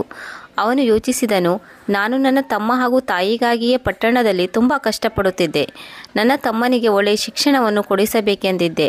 ನನ್ನ ಪತ್ನಿಯನ್ನು ಕೂಡ ನನ್ನ ತಮ್ಮ ಹಾಗೂ ತಾಯಿಯನ್ನು ನೋಡಲೆಂದೇ ಮನೆಯಲ್ಲಿ ಇಟ್ಟಿದ್ದೆ. ಈಗ ಅವನು ಈ ಪ್ರಪಂಚವನ್ನು ಬಿಟ್ಟು ಹೋಗಿದ್ದಾನೆ ಎಂದು ಯೋಚಿಸುತ್ತಾ ಸೋನು ಸ್ವಲ್ಪ ದಿನ ಮನೆಯಲ್ಲಿಯೇ ಉಳಿದನು. ಆನಂತರ ತನ್ನ ವ್ಯಾಪಾರಕ್ಕಾಗಿ ನಗರಕ್ಕೆ ಹೊರಟು ಬಂದನು. ಆದರೆ ಜಯ ತನ್ನ ಹಳೆಯ ಚಾಳಿಯನ್ನು ಮತ್ತೆ ಶುರು ಮಾಡಿದಳು. ಸ್ವಲ್ಪ ದಿನಗಳ ನಂತರ ಜಯಾಳ ಅತ್ತೆಯು ಅವಳಿಗೆ ತುಂಬ ಕಠಿಣವಾಗಿ ಹೇಳಿದಳು, ಇದೆಲ್ಲವೂ ನಮ್ಮ ಮನೆಯಲ್ಲಿ ನಡೆಯುವುದಿಲ್ಲ. ಒಂದು ವೇಳೆ ನೀನು ಮತ್ತೆ ಈ ರೀತಿ ಮಾಡಿದರೆ ನಾನು ಸೋನುವಿನ ಬಳಿ ನಿನ್ನ ಬಗ್ಗೆ ದೂರು ನೀಡುತ್ತೇನೆ. ಆಗ ಜಯ ಸಿಟ್ಟಿನಲ್ಲಿ ಉತ್ತರ ನೀಡಿದಳು, ಏನು ಮಾಡಬೇಕೋ ಮಾಡು. ನನಗೆ ಯಾವುದೇ ಹೆದರಿಕೆ ಇಲ್ಲ. ನಾನು ಶ್ಯಾಮನನ್ನು ಪ್ರೀತಿಸುತ್ತಿದ್ದೇನೆ. ನನ್ನನ್ನು ಯಾರೂ ಕೂಡ ತಡೆಯಲು ಸಾಧ್ಯವಿಲ್ಲ. ಜಯಾಳ ಅತ್ತೆ ಇದನ್ನು ಕೇಳಿದ ನಂತರ ಹೇಳಿದಳು, ಈಗ ನನಗೆ ಅರ್ಥವಾಯಿತು. ನೀನೇ ಮೋನುವನ್ನು ಕೊಂದಿದ್ದೀಯಾ. ನೀನು ಹೀಗೆ ಹೇಳುತ್ತಿದ್ದೀಯಾ ಎಂದ ಮೇಲೆ ನೀನು ನನ್ನನ್ನು ಕೂಡ ಕೊಲ್ಲಬಹುದು. ಅತ್ತೆಯ ಮಾತನ್ನು ಕೇಳಿ ಜಯ ಇನ್ನೂ ಕೋಪಗೊಂಡಳು. ಮತ್ತೆ ಹೇಳಿದಳು, ಹೌದು, ನಾನೇ ಕೊಂದಿದ್ದೇನೆ. ಒಂದು ವೇಳೆ ನೀನು ಕೂಡ ನನ್ನ ಹಾಗೂ ಶ್ಯಾಮನ ನಡುವೆ ಅಡ್ಡ ಗೋಡೆಯಾದರೆ ನಿನ್ನನ್ನು ಕೂಡ ಕೊಲ್ಲುತ್ತೇನೆ. ಸ್ವಲ್ಪ ದಿನಗಳ ನಂತರ ಸೋನುವಿಗೆ ತನ್ನ ತಾಯಿಯ ಮೃತ್ಯುವಾಗಿದೆ ಎಂಬ ಸುದ್ದಿ ಹೋಯಿತು. ಅವನು ಎಲ್ಲವನ್ನೂ ಬಿಟ್ಟು ತಕ್ಷಣ ಹಳ್ಳಿಗೆ ಬಂದನು. ಅವನು ನೋಡಿದನು, ತನ್ನ ತಾಯಿಯ ನಿಧನವಾಗಿದೆ. ಸೋನು ಜಯಾಳಲ್ಲಿ ಇದರ ಬಗ್ಗೆ ಕೇಳಿದನು. ಆದರೆ ಜಯ ಏನನ್ನೂ ಹೇಳಲಿಲ್ಲ. ಈಗ ಸೋನುವಿಗೆ ಜಯಾಳ ಮೇಲೆ ಶಂಕೆ ಮೂಡಿತು. ಸೋನು ಪದೇ ಪದೇ ಜಯಾಳಲ್ಲಿ ಇದರ ಬಗ್ಗೆ ಕೇಳಿದಾಗ ಜಯ ಸಿಟ್ಟಿನಿಂದ ಎಲ್ಲ ಸತ್ಯವನ್ನು ಹೇಳಿದಳು. ಹೌದು, ನಾನು ಶ್ಯಾಮನನ್ನು ಪ್ರೀತಿಸುತ್ತಿದ್ದೇನೆ. ನಿನ್ನ ತಮ್ಮ ಹಾಗೂ ನಿನ್ನ ಅಮ್ಮ ನಮ್ಮಿಬ್ಬರ ಪ್ರೇಮದ ನಡುವೆ ಅಡ್ಡಗೋಡೆಯಾಗಿದ್ದರು. ಆದ್ದರಿಂದಲೇ ನಾನು ಅವರ ಊಟದಲ್ಲಿ ವಿಷವನ್ನು ಬೆರೆಸಿ ಅವರನ್ನು ಕೊಂದಿದ್ದೇನೆ. ವೀಕ್ಷಕರು ಯಾವಾಗ ಸೋನು ತನ್ನ ಪತ್ನಿಯ ಬಾಯಿಂದ ಶ್ಯಾಮನನ್ನು ತಾನು ಪ್ರೀತಿಸುತ್ತಿದ್ದೇನೆ ಎನ್ನುವುದನ್ನು ಕೇಳಿದನೋ ಆಗ ಸೋನು ಸಿಟ್ಟು ಮಾಡಿಕೊಳ್ಳಲಿಲ್ಲ. ಏಕೆಂದರೆ ಶ್ಯಾಮ್ ಅವನ ಆತ್ಮೀಯ ಗೆಳೆಯನಾಗಿದ್ದನು. ಅವನು ಶಾಂತ ಭಾವದಿಂದ ಜಯಾಳಲ್ಲಿ ಹೇಳಿದನು, ನೀನು ಈ ಮನೆಯಲ್ಲಿ ಉಳಿಯಲು ಯೋಗ್ಯಳಲ್ಲ. ಎಷ್ಟು ಬೇಗ ಸಾಧ್ಯವೋ ಅಷ್ಟು ಬೇಗ ಶ್ಯಾಮನ ಬಳಿ ಹೊರಟು ಹೋಗು. ಅವನೇ ನಿನಗೆ ಯೋಗ್ಯನಾಗಿದ್ದಾನೆ. ಇನ್ನು ಮುಂದೆ ಅವನೇ ನಿನ್ನನ್ನು ಚೆನ್ನಾಗಿ ನೋಡಿಕೊಳ್ಳುತ್ತಾನೆ. ಪಿತಾಮಹ ಬ್ರಹ್ಮದೇವರು ಹೇಳಿದರು, ಹೇ ನಾರದ ಮುನಿಗಳೇ, ಸೋನುವು ಇಂತಹ ಕಠಿಣ ಪರಿಸ್ಥಿತಿಯಲ್ಲಿಯೂ ಕೂಡ ಧೈರ್ಯ ಹಾಗೂ ಬುದ್ಧಿವಂತಿಕೆಯಿಂದ ನಡೆದುಕೊಂಡನು. ಜಯಾಳನು ತನ್ನ ಜೀವನದಿಂದ ಬೇರೆ ಮಾಡಿದನು. ಈಗ ಜಯಾಳಿಗೆ ಸಂಪೂರ್ಣ ಸ್ವಾತಂತ್ರ್ಯ ದೊರಕಿತ್ತು. ಅತ್ತ ಕಡೆ ಶ್ಯಾಮನು ಕೂಡ ಅವಳನ್ನು ಕರೆದುಕೊಂಡು ಹೋಗಲು ಬಂದಿದ್ದನು. ಜಯ ಈಗ ಅವನ ಜೊತೆಗಿರಲು ಶುರು ಮಾಡಿದಳು. ಕೆಲವು ದಿನಗಳವರೆಗೆ ಎಲ್ಲವೂ ಸರಿಯಾಗಿತ್ತು. ಸ್ವಲ್ಪ ದಿನಗಳ ನಂತರ ಜಯಾಳಿಗೆ ಶ್ಯಾಮನ ನಿಜವಾದ ರೂಪದ ಅರ್ಥವಾಯಿತು. ಶ್ಯಾಮನು ಒಬ್ಬ ಕೀಳು ಮಟ್ಟದಲ್ಲಿ ಯೋಚಿಸುವ ವ್ಯಕ್ತಿ ಎಂದು ಅವಳಿಗೆ ಗೊತ್ತಾಯಿತು. ಅವನು ಪರ ಸ್ತ್ರೀಯರ ಮೇಲೆ ಕೆಟ್ಟ ದೃಷ್ಟಿ ಬೀರುತ್ತಿದ್ದನು. ಅವನು ತನ್ನ ಇಚ್ಛೆಯನ್ನು ಈಡೇರಿಸಿಕೊಳ್ಳುವುದಕ್ಕಾಗಿ ಕೆಟ್ಟ ಕಾರ್ಯಗಳಲ್ಲಿ ತೊಡಗಿಸಿಕೊಳ್ಳುತ್ತಿದ್ದನು. ಶ್ಯಾಮನ ಜೀವನವು ಅತ್ಯಂತ ಕೆಳಮಟ್ಟದಾಗಿತ್ತು. ಶ್ಯಾಮನು ಕುರಿಗಳನ್ನು ಸಾಕುವ ಕೆಲಸ ಮಾಡುತ್ತಿದ್ದನು. ಅವನ ವಾಸಸ್ಥಳವೂ ಕೂಡ ಕುರಿಗಳ ದೊಡ್ಡಿಯಂತೆ ಇತ್ತು. ಈಗ ಜಯಾಳು ಕೂಡ ಶ್ಯಾಮನೊಂದಿಗೆ ಕುರಿಗಳನ್ನು ಸಾಕತೊಡಗಿದಳು. ಈಗ ಅವಳು ತನ್ನ ಕಾರ್ಯಕ್ಕೆ ಪಶ್ಚಾತ್ತಾಪ ಪಡುತ್ತಿದ್ದಳು. ಈಗ ಅವಳು ತನ್ನ ಅದೃಷ್ಟವನ್ನು ನೆನೆಯುತ್ತಾ ಮರುಗತೊಡಗಿದಳು. ನಾನು ಇದೇನು ಮಾಡಿಬಿಟ್ಟೆ? ನಾನು ರಾಣಿಯ ಜೀವನವನ್ನು ನಡೆಸುತ್ತಿದ್ದೆ. ಕಾಮದ ಚಟಕ್ಕೆ ಬಿದ್ದು ನನ್ನ ಕಾಲ ಮೇಲೆ ನಾನೇ ಕಲ್ಲು ಹಾಕಿಕೊಂಡೆ. ಈಗ ನನ್ನ ಮುದಿ ಜೀವನ ಹೇಗೆ ಸಾಗುವುದು? ಇದನ್ನೇ ಯೋಚಿಸುತ್ತಾ ಜಯ ತನ್ನ ಹಣೆಯನ್ನು ಚಚ್ಚಿಕೊಂಡಳು. ಅತ್ತ ಕಡೆ ಸೋನು ಒಬ್ಬಳು ಬುದ್ಧಿವಂತ ಹಾಗೂ ತಿಳುವಳಿಕೆಯುಳ್ಳ ಒಬ್ಬ ಸ್ತ್ರೀಯನ್ನು ಮದುವೆ ಮಾಡಿಕೊಂಡನು. ಇಬ್ಬರು ಸುಖವಾಗಿ ಬಾಳತೊಡಗಿದರು. ಇತ್ತ ಕಡೆ ಶ್ಯಾಮನೊಂದಿಗಿನ ಜಯಾಳ ಜೀವನ ಅತ್ಯಂತ ಕಷ್ಟದಾಯಕವಾಗಿತ್ತು. ಅವಳು ಪದೇ ಪದೇ ತನ್ನ ದುರಾದೃಷ್ಟಕ್ಕೆ ಕೊರಗತೊಡಗಿದಳು. ಒಂದು ವೇಳೆ ನಾನು ಸೋನುವಿಗೆ ಮೋಸ ಮಾಡದಿದ್ದರೆ ಇಂದು ರಾಣಿಯ ಜೀವನವನ್ನು ಸಾಗಿಸುತ್ತಿದ್ದೆ. ಆಗ ಪಿತಾಮಹ ನಾರದರಲ್ಲಿ ಹೇಳಿದರು, ಹೇ ನಾರದ ಮುನಿಗಳೇ, ಸ್ತ್ರೀಯರ ಮನಸ್ಸನ್ನು ಅರಿಯುವುದು ಅತಿ ಕಠಿಣವಾಗಿದೆ. ಅದು ಒಂದು ಮಾಯಾಜಾಲವಾಗಿದೆ. ಅದು ಸಮಯಕ್ಕೆ ತಕ್ಕಂತೆ ಬದಲಾಗುತ್ತದೆ. ಸ್ತ್ರೀ ಹಾಗೂ ಪುರುಷರನ್ನು ನಾನೇ ಸೃಷ್ಟಿ ಮಾಡಿದ್ದೇನೆ. ಆದರೆ ಸ್ವತಃ ನಾನು ಕೂಡ ಸ್ತ್ರೀಯರ ಅಂತರಾಳವನ್ನು ಇಲ್ಲಿಯವರೆಗೆ ತಿಳಿದುಕೊಳ್ಳಲು ಸಾಧ್ಯವಾಗಲಿಲ್ಲ. ಅವರು ನಮ್ಮವರಾಗಿರಲಿ ಬೇರೆಯವರಾಗಿರಲಿ ಸ್ತ್ರೀಯರ ಮೇಲೆ ನಂಬಿಕೆ ಇಡುವುದು ಅತಿ ಕಠಿಣವಾಗಿದೆ. ಎಷ್ಟೊಂದು ಸ್ತ್ರೀಯರು ಪತಿವ್ರತೆಯಂತೆ ತೋರಿಸಿಕೊಳ್ಳುತ್ತಾರೆ, ಆದರೆ ಅವರ ಮನದಲ್ಲಿ ಬೇರೇನೋ ನಡೆಯುತ್ತಿರುತ್ತದೆ. ಪಿತಾಮಹ ಬ್ರಹ್ಮದೇವರು ಈ ಕಥೆಯನ್ನು ಹೇಳುತ್ತಾ ಹೇಳಿದರು, ಹೇ ನಾರದ, ಇದು ಒಂದು ಜಗತ್ತಿನ ಸತ್ಯ ಪ್ರತಿಬಿಂಬವಾಗಿದೆ. ಯಾವ ದೃಶ್ಯವನ್ನು ನೀವು ನೋಡಿದ್ದೀರೋ ಇದು ಇಂದಿನ ಸಮಾಜದ ಒಂದು ಮುಖವಾಡವಾಗಿದೆ. ದರ್ಶಕ ಬಂಧುಗಳೇ, ಯಾವ ಸ್ತ್ರೀಯರು ಪುರುಷರೊಂದಿಗೆ ಸಂಬಂಧ ಇಟ್ಟುಕೊಳ್ಳುವುದರಿಂದ ಪಾಪ ತಟ್ಟುವುದಿಲ್ಲ? ಇದು ಸಮಾಜದ ಒಂದು ದುರಂತವಾಗಿದೆ. ಇದನ್ನು ನಾವು ಒಂದು ಕಥೆಯಿಂದ ತಿಳಿದುಕೊಳ್ಳೋಣ. ಒಬ್ಬಳು ಸ್ತ್ರೀಯ ಜೀವನದ ಮಹತ್ತರವಾದ ಘಟನೆಯನ್ನು ನಿಮ್ಮ ಮುಂದೆ ತೆರೆದಿಡುತ್ತಿದ್ದೇವೆ. ಈ ಕಥೆಯು ತನ್ನ ಜೀವನದಲ್ಲಿ ವಿಶಿಷ್ಟವಾದ ಸನ್ನಿವೇಶವನ್ನು ಎದುರಿಸುವ ಒಬ್ಬ ಸ್ತ್ರೀಯ ಕಥೆಯಾಗಿದೆ. ಇವಳ ಕಾರಣದಿಂದಾಗಿ ದೇವತೆಗಳು ಹಾಗೂ ದಾನವರ ನಡುವೆ ದೊಡ್ಡ ಯುದ್ಧವೇ ನಡೆಯಿತು. ತನ್ನ ಇಚ್ಛೆಗಳನ್ನು ಹಾಗೂ ಭಾವನೆಗಳನ್ನು ಅರ್ಥ ಮಾಡಿಕೊಳ್ಳುತ್ತಾ ಮುಂದೆ ಸಾಗಿದಳು. ಈ ಕಥೆಯಲ್ಲಿ ಒಂದು ಅದ್ವಿತೀಯ ರಹಸ್ಯ ಅಡಗಿದೆ. ಇದರಲ್ಲಿ ಧರ್ಮ, ಪ್ರೇಮ ಮತ್ತು ಸಂಘರ್ಷದ ಅದ್ಭುತ ಕಥೆ ಅಡಗಿದೆ. ಇದಲ್ಲದೆ ಆ ಸ್ತ್ರೀಯ ಪುತ್ರನು ಒಂದು ಹೊಸ ಅಧ್ಯಾಯ ಬರೆದನು. ಭೂಮಿಯ ಮೇಲೆ ಒಬ್ಬ ಮಾನವನೊಂದಿಗೆ ಮದುವೆ ಮಾಡಿಕೊಂಡು ಒಂದು ಹೊಸ ಮಾನವ ಸಂತಾನ ಜನ್ಮ ನೀಡಿದನು. ಈ ಕಥೆ ತುಂಬ ಜಟಿಲತೆಯಿಂದ ಕೂಡಿದೆ. ಇದರಲ್ಲಿ ನಾವು ಜೀವನದ ಅಸಂಖ್ಯಾತ ಪುಟಗಳನ್ನು ಅರ್ಥ ಮಾಡಿಕೊಳ್ಳಲು ಮತ್ತು ಅನುಭವಿಸಲು ಅವಕಾಶವನ್ನು ನೀಡುತ್ತದೆ. ಬನ್ನಿ, ಈ ರಹಸ್ಯಮಯ ಕಥೆಯ ಆನಂದವನ್ನು ಪಡೆದುಕೊಳ್ಳೋಣ. ಇದರ ಆಳವಾದ ಅರ್ಥವನ್ನು ತಿಳಿದುಕೊಳ್ಳೋಣ. ಈ ಪವಿತ್ರ ಕಥೆಯು ಹಲವಾರು ಪುರಾಣಗಳಲ್ಲಿ ಅಡಕವಾಗಿದೆ. ಈ ಕಥೆಯು ರಾಜ ಪುರೂರವನ ಮಾತಾದೇವಿ ಈಲಾಳ ಕಥೆಯಾಗಿದೆ. ಅವಳ ಸ್ವರೂಪವು ಅತಿ ಅದ್ಭುತ ಹಾಗೂ ರಹಸ್ಯಮಯವಾಗಿತ್ತು. ದೇವಿ ಈಲಾಳ ಜೀವನ ಈಶ್ವರನ ಅದ್ಭುತ ಲೀಲೆಯ ಒಂದು ಅನುಪಮ ಉದಾಹರಣೆಯಾಗಿದೆ. ದೇವಿ ಈಲಾಳು ಮೊದಲು ಸುದ್ದೋಮ ಎಂಬ ಹೆಸರಿನ ರಾಜನಾಗಿದ್ದಳು. ಅವಳ ಜೀವನದಲ್ಲಿ ಒಂದು ಅದ್ವಿತೀಯ ಘಟನೆ ನಡೆಯಿತು. ಈ ಘಟನೆಯ ಪರಿಣಾಮವಾಗಿ ಅವಳು ಒಂದು ಮಹಾಸ್ವರೂಪಿ ಸ್ತ್ರೀಯ ರೂಪದಲ್ಲಿ ಮತ್ತು ಮಹಾಪುರುಷನ ರೂಪದಲ್ಲಿ ಜೀವನವನ್ನು ನಡೆಸುತ್ತಿದ್ದಳು. ಇದೇ ದೇವಿ ಈಲಾಳು ಮುಂದೆ ಮಹಾರಾಜ ಪುರೂರವನ ಮಾತೆಯಾದಳು. ಈ ಕಥೆಯ ಆರಂಭವು ದೇವಗುರು ಬೃಹಸ್ಪತಿ ಅವರಿಂದ ಆರಂಭವಾಗುತ್ತದೆ. ದೇವಗುರು ಬೃಹಸ್ಪತಿಯು ಪತ್ನಿ ದೇವಿ ತಾರಾ ಅನುಪಮ ಸೌಂದರ್ಯ ಹಾಗೂ ದಿವ್ಯ ರೂಪ ಲಾವಣ್ಯಕ್ಕಾಗಿ ಇಡೀ ದೇವಲೋಕದಲ್ಲಿ ಪ್ರಸಿದ್ಧಿಯಾಗಿದ್ದಳು. ಅವಳ ಸೌಂದರ್ಯದ ಚರ್ಚೆಯು ಇಡೀ ದೇವಲೋಕದಲ್ಲಿ ಮಾತ್ರವಲ್ಲದೆ ಅಪ್ಸರೆಯರು ಹಾಗೂ ಗಂಧರ್ವರ ನಡುವೆ ಕೂಡ ಚರ್ಚೆ ನಡೆಯುತ್ತಿತ್ತು. ದೇವಿ ತಾರಾಳ ರೂಪವು ಎಷ್ಟೊಂದು ಅದ್ಭುತವಾಗಿತ್ತೆಂದರೆ ದೇವಗಣಗಳು ಅಷ್ಟೇ ಅಲ್ಲದೆ ಅಪ್ಸರೆಯರು ಕೂಡ ಮಾರು ಹೋಗಿದ್ದರು. ದೇವಗುರು ಬೃಹಸ್ಪತಿ ಅವರ ಆಶ್ರಮವು ನ್ಯಾಯ ನೀತಿ ಧರ್ಮ ಕೇಂದ್ರಕ್ಕೆ ಬಿಂದುವಾಗಿತ್ತು. ಅಲ್ಲಿ ಅನೇಕ ದೇವತೆಗಳು ಶಿಷ್ಯರು ಶಿಕ್ಷಣವನ್ನು ಪಡೆದುಕೊಳ್ಳಲು ಬರುತ್ತಿದ್ದರು. ಈ ಶಿಷ್ಯಂದರಲ್ಲಿ ಚಂದ್ರದೇವನು ಕೂಡ ಒಬ್ಬನಾಗಿದ್ದನು. ಅವನು ಕೂಡ ಸ್ವಯಂ ಒಬ್ಬ ದೇವತೆಯಾಗಿದ್ದನು. ಚಂದ್ರದೇವನ ಸೌಂದರ್ಯವು ಎಷ್ಟೊಂದು ಅದ್ಭುತವಾಗಿತ್ತೆಂದರೆ ಎಲ್ಲರೂ ಅವನನ್ನು ನೋಡಿ ಮೋಹಿತರಾಗುತ್ತಿದ್ದರು. ದೇವಿ ತಾರಾಳ ಗೆಳತಿಯರು ಚಂದ್ರದೇವನ ಸೌಂದರ್ಯದ ಬಗ್ಗೆ ಚರ್ಚೆ ಮಾಡುತ್ತಿದ್ದರು. ಈ ಚರ್ಚೆಯು ದೇವಿ ತಾರಾಳ ಮನಸ್ಸಿನಲ್ಲಿ ಚಂದ್ರದೇವನ ಬಗ್ಗೆ ಒಂದು ಅಪಾರ ಪ್ರೇಮ ಹಾಗೂ ಆಕರ್ಷಣೆಯನ್ನು ಜಾಗೃತಗೊಳಿಸಿತು. ಅವಳ ಹೃದಯದಲ್ಲಿ ಚಂದ್ರದೇವನ ಕುರಿತು ಒಂದು ಅದ್ಭುತವಾದ ಪ್ರೇಮ ಉತ್ಪನ್ನವಾಯಿತು. ಒಂದು ದಿನ ದೇವಿ ತಾರಾಳು ತನ್ನ ಅಂತಃಕರಣದಲ್ಲಿ ಜಾಗೃತವಾದ ಪ್ರೇಮವನ್ನು ಅರಿತುಕೊಂಡು ಚಂದ್ರದೇವನ ನಿವಾಸಕ್ಕೆ ತೆರಳಲು ನಿರ್ಧಾರ ಮಾಡಿದಳು.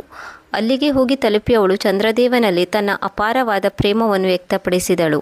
ಚಂದ್ರದೇವನು ಸ್ವತಃ ಅನುಪಮ ಸೌಂದರ್ಯ ಹಾಗೂ ದಿವ್ಯತೆಯ ಪ್ರತೀಕವಾಗಿದ್ದರು. ತಾರಾಳ ಪ್ರೇಮದಲ್ಲಿ ಬಂದಿಯಾದರು. ಈ ಪ್ರೇಮವು ಎಷ್ಟೊಂದು ಪ್ರಬಲ ಹಾಗೂ ಅನಂತವಾಗಿತ್ತು ಎಂದರೆ ದೇವಿ ತಾರಾಳು ತನ್ನ ಜೀವನದ ಎಲ್ಲ ಸಾಂಸಾರಿಕ ಬಂಧನವನ್ನು ತ್ಯಾಗ ಮಾಡಿ ಚಂದ್ರದೇವನ ಜೊತೆಗೆ ಉಳಿಯಲು ನಿರ್ಧಾರ ಮಾಡಿದಳು. ಈ ದಿವ್ಯ ಪ್ರೇಮವು ಅವರಿಬ್ಬರನ್ನು ಬಂಧಿಸಿತು. ಅವರು ಜೊತೆಗೆ ಇರತೊಡಗಿದರು. ಈ ವಿಷಯ ಯಾವಾಗ ದೇವಗುರು ಬೃಹಸ್ಪತಿಯವರಿಗೆ ತಲುಪಿತೋ ಆಗ ಅವರು ಇದನ್ನು ಸಹಿಸಿಕೊಳ್ಳಲು ಸಾಧ್ಯವಾಗಲಿಲ್ಲ. ದೇವಿ ತಾರಾಳು ಇಷ್ಟೊಂದು ದಿನ ಕಳೆದರೂ ಮರಳಿ ಬರದೇ ಇರುವುದರಿಂದ ಅವರು ತುಂಬ ಆಳವಾದ ಚಿಂತೆಯಲ್ಲಿ ಹಾಗೂ ಶಂಕೆಯಲ್ಲಿ ಮುಳುಗಿದರು. ಧರ್ಮ, ಜ್ಞಾನ ಹಾಗೂ ಸಂಯಮದ ಪ್ರತೀಕವಾಗಿದ್ದ ಬೃಹಸ್ಪತಿಯವರು ತಮ್ಮ ಪತ್ನಿಯ ನಿಜವಾದ ಪ್ರೇಮದಲ್ಲಿ ಮತ್ತು ತಮ್ಮ ಆದರ್ಶ ಗುರುಧರ್ಮದ ನಡುವೆ ಸಿಕ್ಕಿ ಹಾಕಿಕೊಂಡಿದ್ದರು. ನೀತಿಶಾಸ್ತ್ರ ಹೇಳುತ್ತದೆ, ಸಂಯಮ, ಧರ್ಮ ಹಾಗೂ ಕ್ಷಮಾ ಇವುಗಳ ಪಾಲನೆಯು ಒಬ್ಬ ಶ್ರೇಷ್ಠ ಗುರುವಿನ ಗುಣವಾಗಿರುತ್ತದೆ. ಆದರೆ ಕೆಲವೊಂದು ಕಠಿಣ ಪರಿಸ್ಥಿತಿಯಲ್ಲಿ ಈ ಗುಣಗಳ ಪರೀಕ್ಷೆ ನಡೆಯುತ್ತದೆ. ಬೃಹಸ್ಪತಿಗೂ ಕೂಡ ಇದೇ ಸಂದರ್ಭ ಒದಗಿ ಬಂದಿತ್ತು. ಅವರು ಧರ್ಮ ಹಾಗೂ ಮರ್ಯಾದೆಯ ಪಾಲನೆ ಮಾಡುತ್ತಾ ಅವರು ತಾರಾಳನ್ನು ಮರಳಿ ಕರೆತರುವ ನಿರ್ಧಾರವನ್ನು ಕೈಗೊಂಡರು. ಇದು ಪ್ರೇಮ ಹಾಗೂ ಧರ್ಮದ ಸಂಗ್ರಾಮವಾಗಿತ್ತು. ಮತ್ತೊಂದು ಕಡೆ ತಾರಾಳ ಪ್ರೇಮವು ಅವಳನ್ನು ಚಂದ್ರದೇವನ ಕಡೆಗೆ ಆಕರ್ಷಣೆಗೊಂಡಿತ್ತು. ಮತ್ತೊಂದು ಕಡೆ ಬೃಹಸ್ಪತಿಯು ತಾರಾಳನ್ನು ತನ್ನ ಪರಿವಾರಕ್ಕೆ ಮರಳಿ ಕರೆತರಲು ನಿರ್ಣಯಿಸಿದರು. ಹೀಗೆ ಗುರು ಬೃಹಸ್ಪತಿಯವರು ಚಂದ್ರದೇವನ ಬಳಿ ತನ್ನ ಒಬ್ಬ ದೂತನನ್ನು ಕಳುಹಿಸಿಕೊಟ್ಟರು. ದೂತನು ಚಂದ್ರದೇವನಲ್ಲಿ ವಿನಮ್ರಪೂರ್ವಕವಾಗಿ ವಿನಂತಿ ಮಾಡಿಕೊಂಡನು. ಹೇ ಚಂದ್ರದೇವ, ಗುರುಪತ್ನಿ ತಾರಾಳನ್ನು ಮರಳಿ ಕಳುಹಿಸಿಕೊಡಿ. ನಿಮ್ಮ ಈ ಆಚರಣೆಯಿಂದಾಗಿ ಗುರುದೇವ ಬೃಹಸ್ಪತಿಯವರು ಚಿಂತಿತರಾಗಿದ್ದಾರೆ. ಆದರೆ ಚಂದ್ರದೇವನು ಈ ವಿನಂತಿಯನ್ನು ಕೇಳಿಸಿದವನಂತೆ ವರ್ತಿಸಿದನು. ದೂತನಿಗೆ ಏನು ಉತ್ತರವನ್ನು ಹೇಳದೆ ಅವನು ಹಾಗೆ ಮರಳಿ ಹೋಗುವಂತೆ ಮಾಡಿದನು. ಯಾವಾಗ ದೂತನು ಮರಳಿ ಬಂದು ದೇವಗುರು ಬೃಹಸ್ಪತಿಗೆ ಈ ವಿಷಯವನ್ನು ಹೇಳಿದನು, ಇದನ್ನು ಕೇಳಿ ಬೃಹಸ್ಪತಿಯವರು ಕೆಂಡಮಂಡಲವಾದರು. ಅವರ ಕೋಪವು ಎಲ್ಲೆ ಮೀರಿತು. ತಕ್ಷಣ ಬೃಹಸ್ಪತಿಯವರು ಚಂದ್ರದೇವನ ನಿವಾಸಕ್ಕೆ ಹೋಗುವ ತೀರ್ಮಾನವನ್ನು ಕೈಗೊಂಡರು.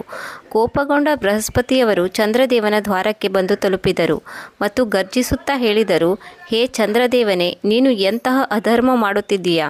ನಾನು ನಿನ್ನ ಗುರುವಾಗಿದ್ದೇನೆ ಮತ್ತು ಆಚಾರ್ಯನಾಗಿದ್ದೇನೆ. ಆದರೂ ನೀನು ನನ್ನ ಪತ್ನಿಯೊಂದಿಗೆ ರಮಿಸುತ್ತಿದ್ದೀಯಾ?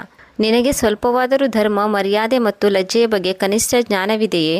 ಗುರು ಬೃಹಸ್ಪತಿಯವರು ಚಂದ್ರದೇವನಲ್ಲಿ ಹೇಳಿದರು, ಹೇ ಚಂದ್ರದೇವ, ಗುರುಪತ್ನಿಯಂತೂ ಮಾತೆಯ ಸಮಾನವಾಗಿರುತ್ತಾಳೆ. ನೀನು ನನ್ನ ಪತ್ನಿ ತಾರಾಳನ್ನು ಈಗಲೇ ಮರಳಿ ಕಳುಹಿಸಿಕೊಡುವುದು ನಿನ್ನ ಧರ್ಮವಾಗಿದೆ. ಇದಕ್ಕೆ ಚಂದ್ರದೇವನು ಮುಗುಳ್ನಗುತ್ತಾ ಉತ್ತರ ನೀಡಿದನು, ಹೇ ಧರ್ಮಗುರು, ನೀವೇ ಧರ್ಮಶಾಸ್ತ್ರದಲ್ಲಿ ಈ ಶಿಕ್ಷಣವನ್ನು ನೀಡಿದ್ದೀರಿ.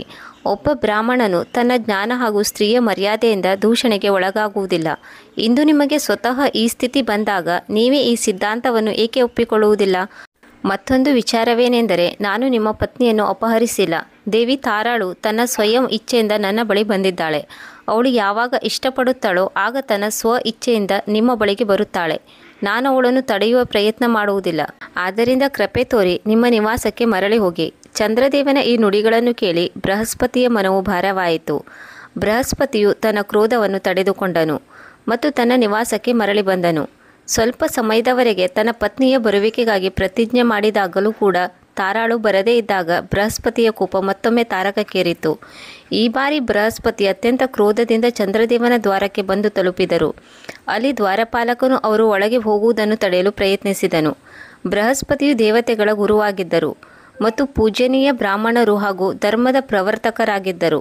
ಈ ಅಪಮಾನವು ಅವರಿಗೆ ಅಸಹನೀಯವಾಗಿತ್ತು. ಬೃಹಸ್ಪತಿಯು ಕೋಪದಿಂದ ಚಂದ್ರದೇವನಿಗೆ ಶಾಪ ನೀಡುವ ಸಂಕಲ್ಪ ಮಾಡಿದನು. ಆಗ ಚಂದ್ರದೇವನು ಮುಗುಳ್ನಗುತ್ತಾ ಅವರ ಮುಂದೆ ಬಂದು ನಿಂತನು ಮತ್ತು ವಿನಮ್ರತೆಯಿಂದ ಹೇಳಿದನು, ಹೇ ಗುರುಗಳೇ, ಹೀಗೆ ಕೋಪ ಮಾಡಿಕೊಳ್ಳುವುದು ನಿಮ್ಮಂಥ ಗುರುಗಳಿಗೆ ಶೋಭೆ ತರುವುದಿಲ್ಲ. ಒಬ್ಬ ಬ್ರಾಹ್ಮಣರು ತಮ್ಮ ಮನದಲ್ಲಿ ಕ್ರೋಧ ಹಾಗೂ ಮಮತೆಯ ತ್ಯಾಗವನ್ನು ಮಾಡಬೇಕು. ಕ್ರೋಧವಂತ ಬ್ರಾಹ್ಮಣರ ಬಹುದೊಡ್ಡ ಶತ್ರುವಾಗಿರುತ್ತದೆ. ನಿಮ್ಮಂಥ ಮಹಾನ್ ಗುರುಗಳ ಹೃದಯ ಇಷ್ಟೊಂದು ಕಠೋರವಾಗಿರಬಾರದು. ಚಂದ್ರದೇವನು ಮುಂದೆ ಹೇಳಿದನು, ಗುರುಗಳೇ, ತಾರ ಕೇವಲ ನಿಮ್ಮ ಪತ್ನಿ ಒಂದೇ ಅಲ್ಲ, ಅವಳೊಬ್ಬಳು ಸ್ವತಂತ್ರ ನಾರಿಯೂ ಕೂಡ ಆಗಿದ್ದಾಳೆ. ಧರ್ಮದ ಅನುಸಾರ ಒಬ್ಬ ನಾರಿಯ ಇಚ್ಛೆಯನ್ನು ಮತ್ತು ಅವಳ ಸ್ವಾತಂತ್ರ್ಯವನ್ನು ಗೌರವಿಸಬೇಕು. ನಾನು ಅವಳ ಅಪಹರಣ ಮಾಡಿಲ್ಲ. ಇಲ್ಲವೇ ನನ್ನ ಇಚ್ಛೆಯಂತೆಯೇ ನಿಮ್ಮ ಬಳಿ ಹೋಗದಂತೆ ನಾನು ಅವಳನ್ನು ತಡೆದಿಲ್ಲ. ಅವಳು ತನ್ನ ಇಚ್ಛೆಯಂತೆಯೇ ಇಲ್ಲಿಗೆ ಬಂದಿದ್ದಾಳೆ ಮತ್ತು ತನ್ನ ಇಚ್ಛೆಯಂತೆ ಇಲ್ಲಿಂದ ಹೋಗಲು ಅವಳು ಸ್ವತಂತ್ರಳಾಗಿದ್ದಾಳೆ. ಅವಳು ಸ್ವತಃ ನಿಮ್ಮ ಬಳಿ ಬರುತ್ತಾಳೆ. ಬೃಹಸ್ಪತಿಯವರ ಕೋಪ ಹೆಚ್ಚುತ್ತಲೇ ಹೋಗುತ್ತಿತ್ತು. ಅವರು ತೀವ್ರ ಸ್ವರದಲ್ಲಿ ಹೇಳಿದರು, ಹೇ ಚಂದ್ರದೇವ, ಸ್ತ್ರೀಯರ ಮನಸ್ಸು ಸ್ವಭಾವದಿಂದ ಚಂಚಲವಾಗಿರುತ್ತದೆ. ಅವರಿಗೆ ಸರಿ ತಪ್ಪುಗಳ ಬಗ್ಗೆ ಅರಿಯಲು ಸಮಯ ಬೇಕಾಗುತ್ತದೆ. ಈಗ ತಾರಾಳು ಯಾವ ಭ್ರಮೆಯಲ್ಲಿ ಇದ್ದಾಳೆ ಎಂದು ನನಗೆ ಗೊತ್ತು. ಅವಳನ್ನು ತಕ್ಷಣ ನನ್ನ ಬಳಿ ಕಳುಹಿಸಿಕೊಟ್ಟರೆ ನಿನಗೂ ಒಳ್ಳೆಯದು, ಎಲ್ಲರಿಗೂ ಒಳ್ಳೆಯದು. ಇಲ್ಲದೆ ಹೋದರೆ ನಾನು ಅಸಹಾಯಕನಾಗಿ ನಿನಗೆ ಶಾಪ ನೀಡುವುದು ಅನಿವಾರ್ಯವಾಗುತ್ತದೆ. ಇದನ್ನು ಕೇಳಿ ಚಂದ್ರದೇವನು ಮುಗುಳ್ನಗುತ್ತಾ ಹೇಳಿದನು, ಹೇ ಗುರುದೇವ, ಯಾವುದೇ ತಪ್ಪನ್ನು ಮಾಡದೆ ನೀವು ನನಗೆ ಶಾಪ ನೀಡಿದರೆ ಆ ಶಾಪವು ನನ್ನ ಮೇಲೆ ಯಾವುದೇ ಪ್ರಭಾವ ಬೀರುವುದಿಲ್ಲ. ಧರ್ಮದ ನಿಯಮವೇನೆಂದರೆ ಒಬ್ಬ ಬ್ರಾಹ್ಮಣರ ಶಾಪ ನ್ಯಾಯಕ್ಕೆ ಪರವಾಗಿದ್ದರೆ ಮಾತ್ರ ಅದು ಫಲವಾಗಲು ಸಾಧ್ಯ. ವಾಸ್ತವದಲ್ಲಿ ನಿರ್ದೋಷಿಯಾದ ನನಗೆ ನೀವು ಶಾಪ ನೀಡುತ್ತಿದ್ದೀರಿ. ನಾನು ಇಲ್ಲಿಯವರೆಗೂ ನಿಮ್ಮ ಪತ್ನಿಯೊಂದಿಗೆ ಅನುಚಿತವಾದ ಯಾವುದೇ ಆಚರಣೆ ಮಾಡಿಲ್ಲ. ನಾನು ಕೇವಲ ಅವರ ಇಚ್ಛೆಯನ್ನು ಆಧರಿಸಿದ್ದೇನೆ. ಒಂದು ವೇಳೆ ನೀವು ನನಗೆ ಶಾಪ ನೀಡಬೇಕೆಂದರೆ ನೀವು ನೀಡಬಹುದು. ಅದು ನನ್ನ ಮೇಲೆ ಯಾವುದೇ ಪ್ರಭಾವ ಬೀರುವುದಿಲ್ಲ. ಚಂದ್ರದೇವನ ಈ ಶಬ್ದವು ಗುರು ಬೃಹಸ್ಪತಿಯವರಿಗೆ ಕಠೋರವಾಗಿ ತೋರಿತು. ಜೊತೆಯಲ್ಲಿ ಈ ಸಮಯವು ಶಾಪವನ್ನು ನೀಡಲು ಸರಿಯಾದ ಸಂದರ್ಭವಲ್ಲ ಅಥವಾ ಇದಕ್ಕಾಗಿ ಯಾವುದೇ ಧರ್ಮಸಂಗತವಾದ ಕಾರಣವಿಲ್ಲ. ಆದರೂ ಕ್ರೋಧವನ್ನು ತುಂಬಿಕೊಂಡು ಕಾಲನ್ನು ನೆಲಕ್ಕೆ ಒದೆಯುತ್ತಾ ದೇವಲೋಕದ ಇಂದ್ರನ ಆಸ್ಥಾನಕ್ಕೆ ಹೊರಟು ಬಂದರು. ದೇವಲೋಕದಲ್ಲಿ ತಮ್ಮ ಗುರು ಬೃಹಸ್ಪತಿಗಳು ಈ ರೀತಿಯಲ್ಲಿ ಕೋಪದಲ್ಲಿ ಕೆಂಡಮಂಡಲರಾಗಿ ಸಭೆಗೆ ಬರುತ್ತಿರುವುದನ್ನು ನೋಡಿ ಇಂದ್ರದೇವನು ತುಂಬ ಚಿಂತೆಗೆ ಒಳಗಾದನು. ಅವರು ಕೋಪದಿಂದ ನಡುಗುತ್ತಿದ್ದರು. ಅವರ ವೇಷಭೂಷಣಗಳು ಅವ್ಯವಸ್ಥಿತಗೊಂಡಿದ್ದವು. ಇಂದ್ರನು ತಕ್ಷಣ ತಮ್ಮ ಗುರುಗಳು ಗೌರವಪೂರ್ವಕವಾಗಿ ಆಸನದಲ್ಲಿ ವಿರಾಜಮಾನವಾಗುವಂತೆ ಮಾಡಿದನು. ಅವರನ್ನು ಶಾಂತಗೊಳಿಸಲು ಆದರಪೂರ್ವಕವಾಗಿ ಅವರನ್ನು ಸತ್ಕರಿಸಿದನು. ಬೃಹಸ್ಪತಿಯವರು ಶಾಂತರಾಗುತ್ತಿದ್ದಂತೆ ಇಂದ್ರನು ವಿನಮ್ರತೆಯಿಂದ ಕೇಳಿದನು, ಹೇ ಗುರುದೇವರೇ, ನೀವು ಈ ರೀತಿ ಏಕೆ ಕೋಪಗೊಂಡಿದ್ದೀರಿ? ದೇವಗುರುವನ್ನು ಅಪಮಾನಗೊಳಿಸುವ ಸಾಹಸವನ್ನು ತೋರಿದ ಅಂತಹ ದುಸ್ಸಾಹಸಿ ಯಾರು? ನೀವು ಕೇವಲ ನಮಗೆ ಆಜ್ಞೆ ನೀಡಿ, ನಾನು ನನ್ನ ಸಮಸ್ತ ಸೈನ್ಯದೊಂದಿಗೆ ಆ ದುಷ್ಟನ ನಾಶ ಮಾಡುತ್ತೇನೆ. ಅಂತಹ ದುಸ್ಸಾಹಸಿ ಯಾರು?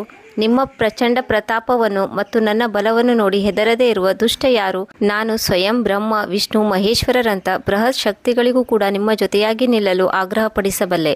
ಇಂದ್ರನ ಈ ಆದರಪೂರ್ಣ ಮತ್ತು ಶಕ್ತಿಶಾಲಿ ನುಡಿಗಳಿಂದ ಬೃಹಸ್ಪತಿ ಅವರ ಮನಸ್ಸಿಗೆ ನೆಮ್ಮದಿ ದೊರೆಯಿತು. ಅವರು ಇಂದ್ರನ ಕಡೆಗೆ ನೋಡುತ್ತಾ ಹೇಳಿದರು, ಹೇ ದೇವರಾಜ, ಆ ದುಷ್ಟ ಬೇರಾರೂ ಅಲ್ಲ, ಅವನು ಸ್ವತಃ ಚಂದ್ರನಾಗಿದ್ದಾನೆ. ಅವನು ನನ್ನ ಪತ್ನಿ ತಾರಾಳನ್ನು ತನ್ನ ಮನೆಯಲ್ಲಿ ಇಟ್ಟುಕೊಂಡಿದ್ದಾನೆ ಮತ್ತು ಅವಳನ್ನು ಮರಳಿ ಕಳುಹಿಸಲು ತಿರಸ್ಕರಿಸುತ್ತಿದ್ದಾನೆ. ನಾನು ಅವನಲ್ಲಿ ವಿನಮ್ರತೆಯಿಂದ ವಿನಂತಿಸಿಕೊಂಡೆ ಮತ್ತು ಬುದ್ಧಿ ಹೇಳಿದೆ.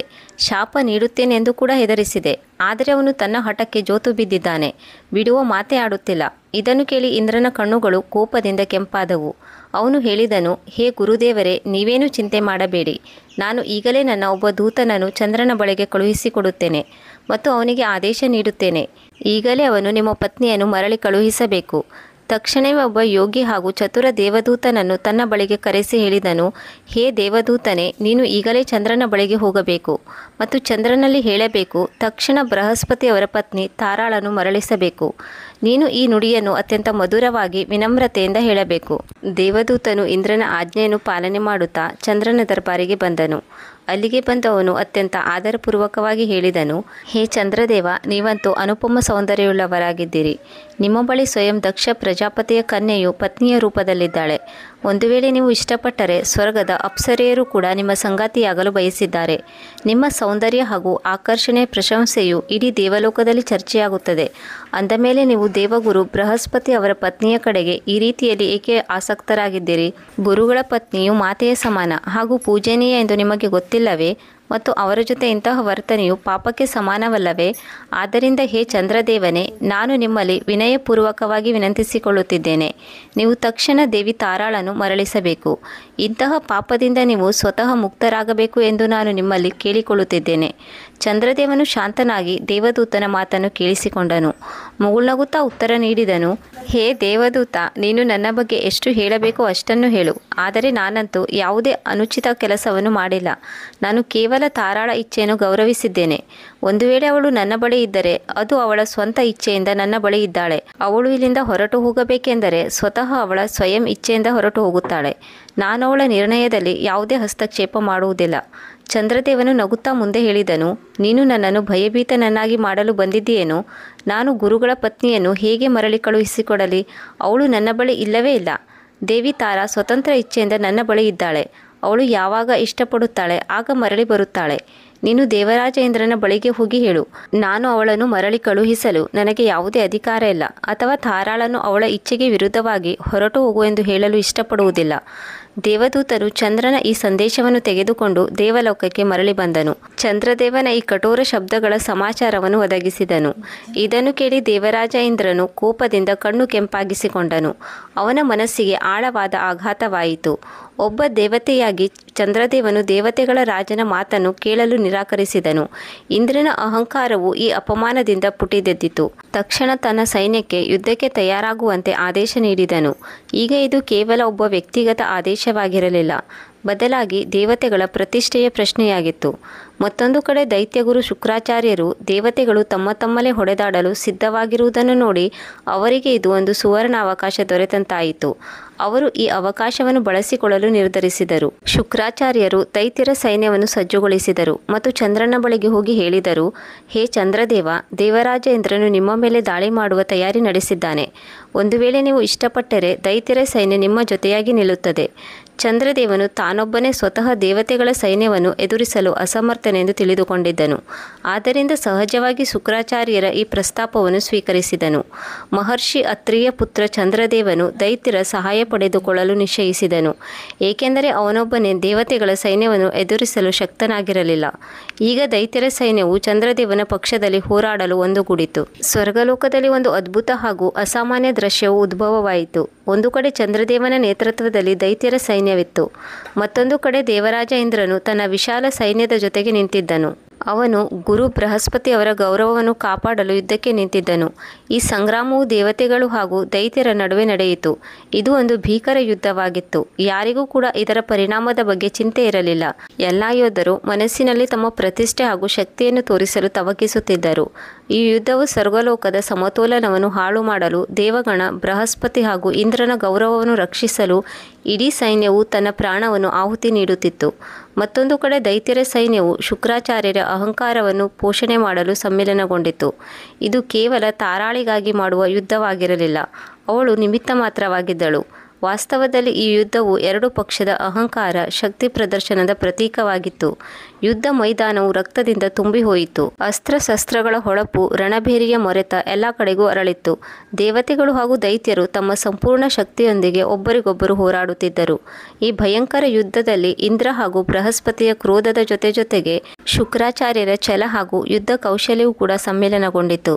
ಈ ಯುದ್ಧವು ಎಷ್ಟೊಂದು ಉಗ್ರವಾಯಿತೆಂದರೆ ರಕ್ತದ ನದಿಯೇ ಹರಿಯತೊಡಗಿತು. ಸೃಷ್ಟಿಯ ಸಂತುಲನ ಭಂಗವಾಯಿತು.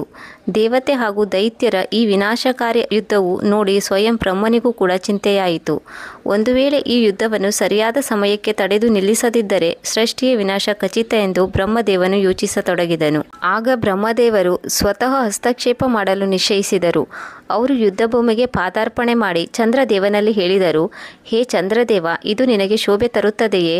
ಒಬ್ಬ ಸ್ತ್ರೀಯ ಕಾರಣದಿಂದಾಗಿ ಇಷ್ಟೊಂದು ಯೋಧರ ಮಾರಣ ಹೋಮವಾಗುತ್ತಿದೆ ಮತ್ತು ಸೃಷ್ಟಿಯ ಸಂತುಲನ ಹಾಳಾಗುತ್ತಿದೆ. ಬ್ರಹ್ಮನ ಈ ಮಾತನ್ನು ಕೇಳಿ ಚಂದ್ರದೇವನು ಅವರ ತೇಜಸ್ಸು ಹಾಗೂ ಹೊಳಪಿನಿಂದ ಪ್ರಜ್ವಲಿಸುತ್ತಿರುವ ಅವರ ಮಾತಿಗೆ ಪ್ರಭಾವಿತನಾದನು. ಬ್ರಹ್ಮನು ಇಂದ್ರದೇವನ ಪಿತ್ರವಾಗಿದ್ದರು. ಅವರ ಬಗ್ಗೆ ಚಂದ್ರದೇವನಿಗೆ ತುಂಬ ಶ್ರದ್ಧೆ ಇತ್ತು. ಬ್ರಹ್ಮದೇವರು ತಿಳಿಹಿಡಿದ ನಂತರ ಚಂದ್ರನು ತನ್ನ ಕ್ರೋಧ ಹಾಗೂ ಅಹಂಕಾರವನ್ನು ತ್ಯಾಗ ಮಾಡಿದನು. ಅವನು ತನ್ನ ಅಹಂಕಾರ ಮತ್ತು ಕ್ರೋಧವನ್ನು ತ್ಯಾಗ ಮಾಡುತ್ತಾ ಶಾಂತಿ ಸ್ಥಾಪನೆ ಮಾಡುವ ನಿರ್ಧಾರ ಮಾಡಿದನು. ಆಗ ಬ್ರಹ್ಮದೇವರು ದೈತ್ಯ ಗುರುಗಳಾದ ಶುಕ್ರಾಚಾರ್ಯರ ಕಡೆಗೆ ನೋಡುತ್ತಾ ಹೇಳಿದರು, ಹೇ ಶುಕ್ರಾಚಾರ್ಯರೇ, ನೀವು ವಿದ್ವಾನರಾಗಿದ್ದೀರಿ ಹಾಗೂ ನೀವು ಇಂತಹ ವಿನಾಶಕಾರಿ ಕಾರ್ಯಗಳಲ್ಲಿ ಭಾಗವಹಿಸಬಾರದು. ನಿಮ್ಮ ಉದ್ದೇಶವು ದೇವತೆಗಳೊಂದಿಗೆ ಶತ್ರುತ್ವವನ್ನು ಬೆಳೆಸುವುದಾಗಬಾರದು. ಬದಲಾಗಿ ಧರ್ಮ ಹಾಗೂ ನೀತಿಯ ಪಾಲನೆಯನ್ನು ಮಾಡಬೇಕು. ನಾನು ಈಗಲೇ ಆದೇಶ ನೀಡುತ್ತೇನೆ. ಈ ರಕ್ತಪಾತವನ್ನು ತಡೆಯುವ ನಿಟ್ಟಿನಲ್ಲಿ ನಿಮ್ಮ ಸೈನಿಕರನ್ನು ಕರೆಸಿಕೊಳ್ಳಲು ಆದೇಶ ನೀಡಿ. ಶುಕ್ರಾಚಾರ್ಯರು ಕೂಡ ಬ್ರಹ್ಮದೇವರ ವಚನವನ್ನು ಯಾವಾಗಲೂ ಪಾಲಿಸುತ್ತಿದ್ದರು. ತಕ್ಷಣ ಶುಕ್ರಾಚಾರ್ಯರು ಕೂಡ ತಮ್ಮ ಸೈನ್ಯವನ್ನು ಮರಳಿ ಕರೆಸಿಕೊಂಡರು. ಈ ಪ್ರಕಾರದಲ್ಲಿ ದೈತ್ಯ ಸೈನ್ಯವು ಇಂದ್ರನ ಪಕ್ಷದಿಂದ ಬೇರೆಯಾಯಿತು.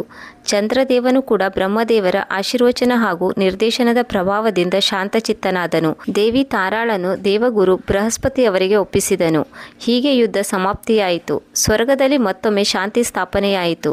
ಪ್ರಿಯ ದರ್ಶಕರೇ, ಹೀಗೆ ಸಮಯ ಕಳೆಯತೊಡಗಿತು. ಈಗ ತಾರಾಳು ದೇವಗುರು ಬೃಹಸ್ಪತಿ ಅವರ ಮನೆಯಲ್ಲಿ ಇರತೊಡಗಿದಳು. ಸ್ವಲ್ಪ ಸಮಯದ ನಂತರ ದೇವಿ ತಾರಾಳು ಗರ್ಭವತಿಯಾದಳು ಮತ್ತು ಅವಳ ಗರ್ಭದಿಂದ ಅತ್ಯಂತ ಸುಂದರ ಪುತ್ರನ ಜನನವಾಯಿತು. ಆ ಬಾಲಕನು ಎಷ್ಟೊಂದು ಸುಂದರನಾಗಿದ್ದನೆಂದರೆ ಅವನ ಸೌಂದರ್ಯದ ಚರ್ಚೆಯು ಇಡೀ ದೇವಲೋಕದಲ್ಲಿ ನಡೆಯತೊಡಗಿತು. ಬಾಲಕನ ಸೌಂದರ್ಯವು ಸ್ವತಃ ಶ್ರೀಹರಿಯ ಅವತಾರದಂತೆ ಗೋಚರಿಸುತ್ತಿತ್ತು. ದೇವತೆಗಳು ಈ ಸುದ್ದಿಯಿಂದ ತುಂಬ ಸಂತೋಷಗೊಂಡರು. ಬೃಹಸ್ಪತಿಗಳು ಕೂಡ ತುಂಬ ಹರ್ಷಿತರಾದರು. ಈ ಶುಭ ಸಮಾಚಾರ ಚಂದ್ರದೇವನ ಗಮನವನ್ನು ಸೆಳೆಯಿತು. ಚಂದ್ರದೇವನು ಬೃಹಸ್ಪತಿಯ ಬಳಿ ಬಂದು ಹೇಳಿದನು, ಹೇ ದೇವಗುರುಗಳೇ, ನೀವು ದೇವಲೋಕದ ಗುರುಗಳಾಗಿದ್ದೀರಿ, ಮಾನ ಹಾಗೂ ಧರ್ಮದ ಸಾಗರವಾಗಿದ್ದೀರಿ. ಈ ಜಗತ್ತಿನಲ್ಲಿ ಒಂದು ಮಗುವಿನ ಜಾತಕರ್ಮವು ಒಬ್ಬ ತಂದೆಯ ಜವಾಬ್ದಾರಿಯಾಗಿರುತ್ತದೆ ಎಂದು ನಿಮಗೆ ಗೊತ್ತಿಲ್ಲವೇ? ಮತ್ತು ಈ ಬಾಲಕನ ತಂದೆ ನಾನಾಗಿದ್ದೇನೆ. ಈ ಬಾಲಕನ ಮೇಲೆ ನನ್ನ ಅಧಿಕಾರವಿದೆ ಮತ್ತು ನಾನೇ ಈ ಮಗುವಿನ ನಿಜವಾದ ರಕ್ಷಕನಾಗಿದ್ದೇನೆ. ಗುರುದೇವ ಬೃಹಸ್ಪತಿ ಇದನ್ನು ಕೇಳಿ ಕ್ರೋಧಿತರಾದರು ಮತ್ತು ಎದ್ದು ನಿಂತರು. ಚಂದ್ರದೇವ, ನೀನು ಇದೆಂಥ ಮೂರ್ಖ ಮಾತನಾಡುತ್ತಿದ್ದೀಯಾ? ತಾರಾ ನನ್ನ ಹೆಂಡತಿಯಾಗಿದ್ದಾಳೆ. ಇದರಂತೆ ಈ ಬಾಲಕನು ಕೂಡ ನನ್ನ ಮಗನಾಗಿದ್ದಾನೆ. ನೀನು ಕೇವಲ ಒಬ್ಬ ಶಿಷ್ಯನಾಗಿದ್ದೀಯಾ. ನಿನ್ನ ಈ ಆಚರಣೆಯು ಅನುಚಿತವಾಗಿದೆ. ಏನಾದರೂ ಹೇಳುವ ಮುನ್ನ ಒಮ್ಮೆ ಯೋಚಿಸು. ನಿನ್ನ ಇಂತಹ ಮಾತುಗಳಿಂದ ನಿನ್ನ ಮೇಲೆ ಹಾಗೂ ನಿನ್ನ ಬುದ್ಧಿಯ ಮೇಲೆ ನನಗೆ ನಾಚಿಕೆಯಾಗುತ್ತಿದೆ. ಚಂದ್ರದೇವನು ಶಾಂತಚಿತ್ತನಾಗಿ ಮತ್ತು ಮುಗುಳ್ನಗೆಯಿಂದ ಉತ್ತರ ನೀಡಿದನು, ಹೇ ದೇವಗುರು, ನೀವು ಪರಮಜ್ಞಾನಿಯಾಗಿದ್ದೀರಿ, ಎಲ್ಲ ಶಾಸ್ತ್ರಗಳನ್ನು ಬಲ್ಲವರಾಗಿದ್ದೀರಿ. ನಿಮಗೆ ಇಂತಹ ಸಾಮಾನ್ಯ ಮಾತುಗಳು ಕೂಡ ಅರ್ಥವಾಗುವುದಿಲ್ಲವೇ? ಸಂತಾನದ ಜನ್ಮವು ಕೇವಲ ಮದುವೆಯಿಂದ ಮಾತ್ರ ನಡೆಯುವುದಿಲ್ಲ, ಬದಲಾಗಿ ಸ್ತ್ರೀ ಪುರುಷರ ಸಂಬಂಧದಿಂದ ಸಂತಾನ ಪ್ರಾಪ್ತಿಯಾಗುತ್ತದೆ. ಈ ಬಾಲಕನು ನನ್ನ ಅಂಶದಿಂದ ಜನ್ಮ ತಾಳಿದ್ದಾನೆ, ಆದ್ದರಿಂದ ಈ ಬಾಲಕನ ಮೇಲೆ ನನ್ನ ಅಧಿಕಾರವಿದೆ. ಪ್ರಿಯ ದರ್ಶಕರೇ, ಈ ಸಂವಾದವನ್ನು ಕೇಳಿ ಇಡೀ ದೇವಲೋಕದ ಗಂಧರ್ವರು ಅಪ್ಸರೆಯರು ಆಶ್ಚರ್ಯಚಕಿತರಾದರು. ದೇವಗುರು ಬೃಹಸ್ಪತಿಯವರಿಗೆ ಇದೊಂದು ಘೋರ ಅಪಮಾನವಾಗಿತ್ತು. ಅವರ ಚರಿತ್ರೆಯ ಮೇಲೆ ಹೊರಿಸಿದ ಈ ಆರೋಪವನ್ನು ಎದುರಿಸುವುದು ಅವರಿಗೆ ಅತಿ ಕಠಿಣವಾಗಿತ್ತು. ಅವರ ಇಡೀ ಶರೀರವು ಕೋಪದಿಂದ ಕೆಂಪಾಯಿತು. ಈ ಸ್ಥಿತಿಯು ಮತ್ತೊಮ್ಮೆ ಚಂದ್ರದೇವ ಹಾಗೂ ಬೃಹಸ್ಪತಿಯವರ ನಡುವೆ ಯುದ್ಧದ ವಾತಾವರಣವನ್ನು ನಿರ್ಮಿಸಿತು. ಸ್ವಲ್ಪ ಹೊತ್ತು ಮೊದಲು ನಿಂತ ಯುದ್ಧವು ಮತ್ತೆ ಆರಂಭವಾಗುತ್ತಿದೆ ಎಂದು ಅನಿಸತೊಡಗಿತು. ಮತ್ತೆ ಇಡೀ ಜಗತ್ತು ವಿನಾಶದ ಅಂಚಿಗೆ ಸಾಗುತ್ತಿದೆ ಎಂದು ಅನಿಸತೊಡಗಿತು. ಆಗ ಬ್ರಹ್ಮದೇವರು ಗಂಭೀರತೆಯನ್ನು ಅರಿತು ತಕ್ಷಣ ಹಸ್ತಕ್ಷೇಪ ಮಾಡಿದರು. ಅವರು ಇಬ್ಬರನ್ನು ಶಾಂತಗೊಳಿಸಿದರು ಮತ್ತು ಹೇಳಿದರು, ನೀವು ಇಬ್ಬರು ಶಾಂತರಾಗಿರಿ. ಈ ಬಾಲಕನ ತಂದೆ ಯಾರು ಎಂದು ಸ್ವಯಂ ದೇವಿ ತಾರಾಳೆ ನಿರ್ಧಾರ ಮಾಡುತ್ತಾಳೆ. ಕೇವಲ ಒಬ್ಬ ತಾಯಿ ಮಾತ್ರ ಅವಳ ಗರ್ಭದಲ್ಲಿ ಯಾರ ಅಂಶವಿದೆ ಎಂಬ ಸತ್ಯವನ್ನು ಹೇಳಬಹುದು. ತಕ್ಷಣ ಬ್ರಹ್ಮದೇವರು ತಾರಾಳನ್ನು ಕರೆಸಿದರು. ಸತ್ಯವೇನೆಂದು ಕೇಳಿದರು. ತಾರಾಳು ಈ ಸ್ಥಿತಿಯಲ್ಲಿ ತುಂಬ ಸಂಕೋಚಗೊಂಡಿದ್ದಳು. ಲಜ್ಜೆಯಿಂದ ಮತ್ತು ಪಶ್ಚಾತ್ತಾಪದಿಂದ ಹೇಳಿದಳು, ಹೇ ಪರಮಪಿತ ಬ್ರಹ್ಮನೇ, ಈ ಮಾತನ್ನು ಎಲ್ಲರ ಸಮಕ್ಷಮದಲ್ಲಿ ಹೇಳುವುದು ನನಗೆ ತುಂಬ ಕಷ್ಟವಾಗುತ್ತಿದೆ. ಒಂದು ವೇಳೆ ನಾನು ಇದಕ್ಕೆ ಉತ್ತರ ನೀಡಿದರೆ ಒಂದೋ ಪರಮಗುರು ನನ್ನ ಪತಿದೇವರ ಅವಮಾನವಾಗುತ್ತದೆ, ಅಥವಾ ನನ್ನ ಪ್ರಿಯ ಚಂದ್ರದೇವನಿಗೂ ಕೂಡ ಅವಮಾನವಾಗುವುದು. ದಯವಿಟ್ಟು ಈ ಪ್ರಶ್ನೆಗೆ ಉತ್ತರವನ್ನು ಏಕಾಂತದಲ್ಲಿ ನೀಡುವ ಅವಕಾಶ ನೀಡಿ. ಬ್ರಹ್ಮದೇವರು ತಾರಾಳ ಈ ವಿನಂತಿಯನ್ನು ಒಪ್ಪಿಕೊಂಡರು ಮತ್ತು ಅವಳನ್ನು ಏಕಾಂತದಲ್ಲಿ ಕರೆದುಕೊಂಡು ಹೋದರು. ಅಲ್ಲಿ ತಾರಾಳು ಭಾವಪರವಶಳಾಗಿ ಹೇಳಿದಳು, ಪ್ರಭು ದೇವಗುರು ಬೃಹಸ್ಪತಿಯವರು ನನ್ನ ಪತಿಯಾಗಿದ್ದಾರೆ, ಆದರೆ ಚಂದ್ರದೇವನು ನನ್ನ ಪ್ರೇಮಿಯಾಗಿದ್ದಾನೆ. ಈ ಬಾಲಕನು ನನ್ನ ಹಾಗೂ ಚಂದ್ರದೇವನ ಪ್ರೇಮದ ಫಲವಾಗಿದ್ದಾನೆ. ಈ ಬಾಲಕನು ಚಂದ್ರದೇವನ ಅಂಶವಾಗಿದ್ದಾನೆ.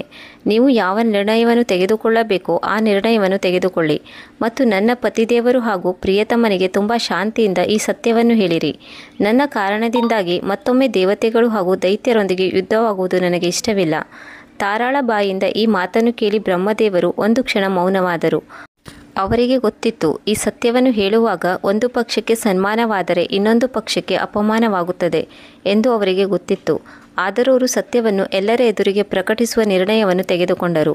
ಸಭೆಗೆ ಬಂದು ಬ್ರಹ್ಮದೇವರು ಹೇಳಿದರು, ಹೇ ಸಮಸ್ತ ದೇವಗಣಗಳೇ, ಈ ಬಾಲಕನು ಚಂದ್ರದೇವನ ಅಂಶದಿಂದ ಹುಟ್ಟಿದ್ದಾನೆ. ತಾರಾಳ ಪುತ್ರ ಈ ಬುದ್ಧನನ್ನು ಚಂದ್ರದೇವನ ಪುತ್ರನೆಂದು ಒಪ್ಪಿಕೊಳ್ಳಲಾಗಿದೆ. ಆದ್ದರಿಂದ ಈ ಬಾಲಕನ ಮೇಲೆ ಕೇವಲ ಚಂದ್ರದೇವನ ಅಧಿಕಾರವಿದೆ. ಇದನ್ನು ಕೇಳಿ ಚಂದ್ರದೇವನು ಅತ್ಯಂತ ಪ್ರಸನ್ನನಾದನು. ಆದರೆ ದೇವಗುರು ಬೃಹಸ್ಪತಿಯವರ ಹೃದಯದಲ್ಲಿ ಈ ನಿರ್ಣಯವು ಆಳವಾದ ಪರಿಣಾಮವನ್ನು ಬೀರಿತು.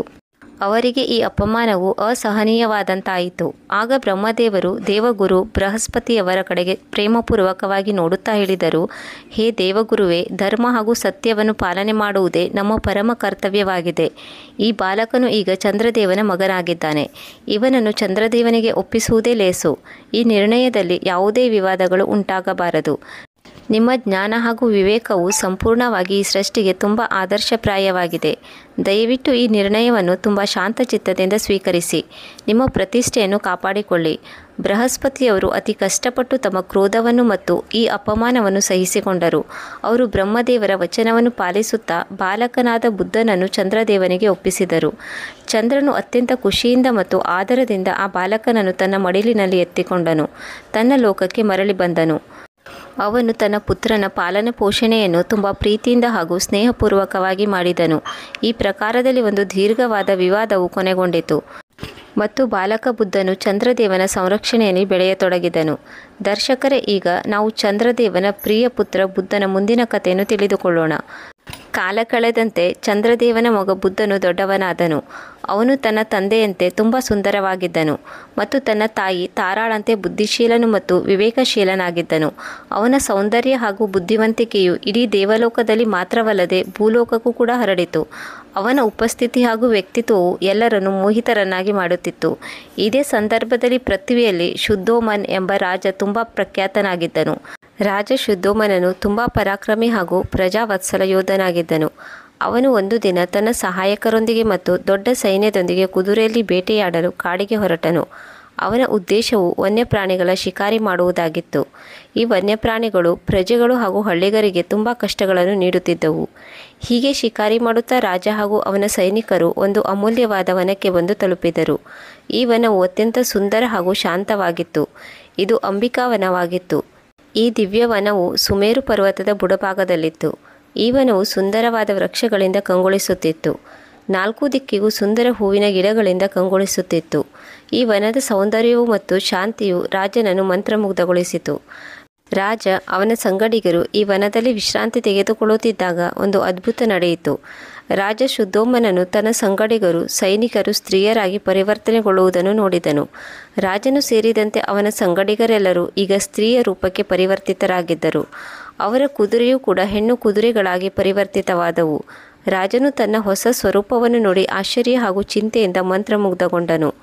ಅವನು ಯೋಚಿಸತೊಡಗಿದನು, ನನಗೆ ಹೀಗೆ ಕಾಯಿತು. ನಾನು ಈ ಸ್ತ್ರೀ ರೂಪದಲ್ಲಿ ನನ್ನ ರಾಜ್ಯಕ್ಕೆ, ನನ್ನ ಅರಮನೆಗೆ ಹೇಗೆ ಹೋಗಬಲ್ಲೆ? ನನ್ನ ಕರ್ತವ್ಯದ ನಿರ್ವಹಣೆ ಹೇಗೆ ಮಾಡಬಲ್ಲೆ? ಅವನಲ್ಲಿ ಭಯ ಹಾಗೂ ಚಿಂತೆ ಮೂಡಿತು.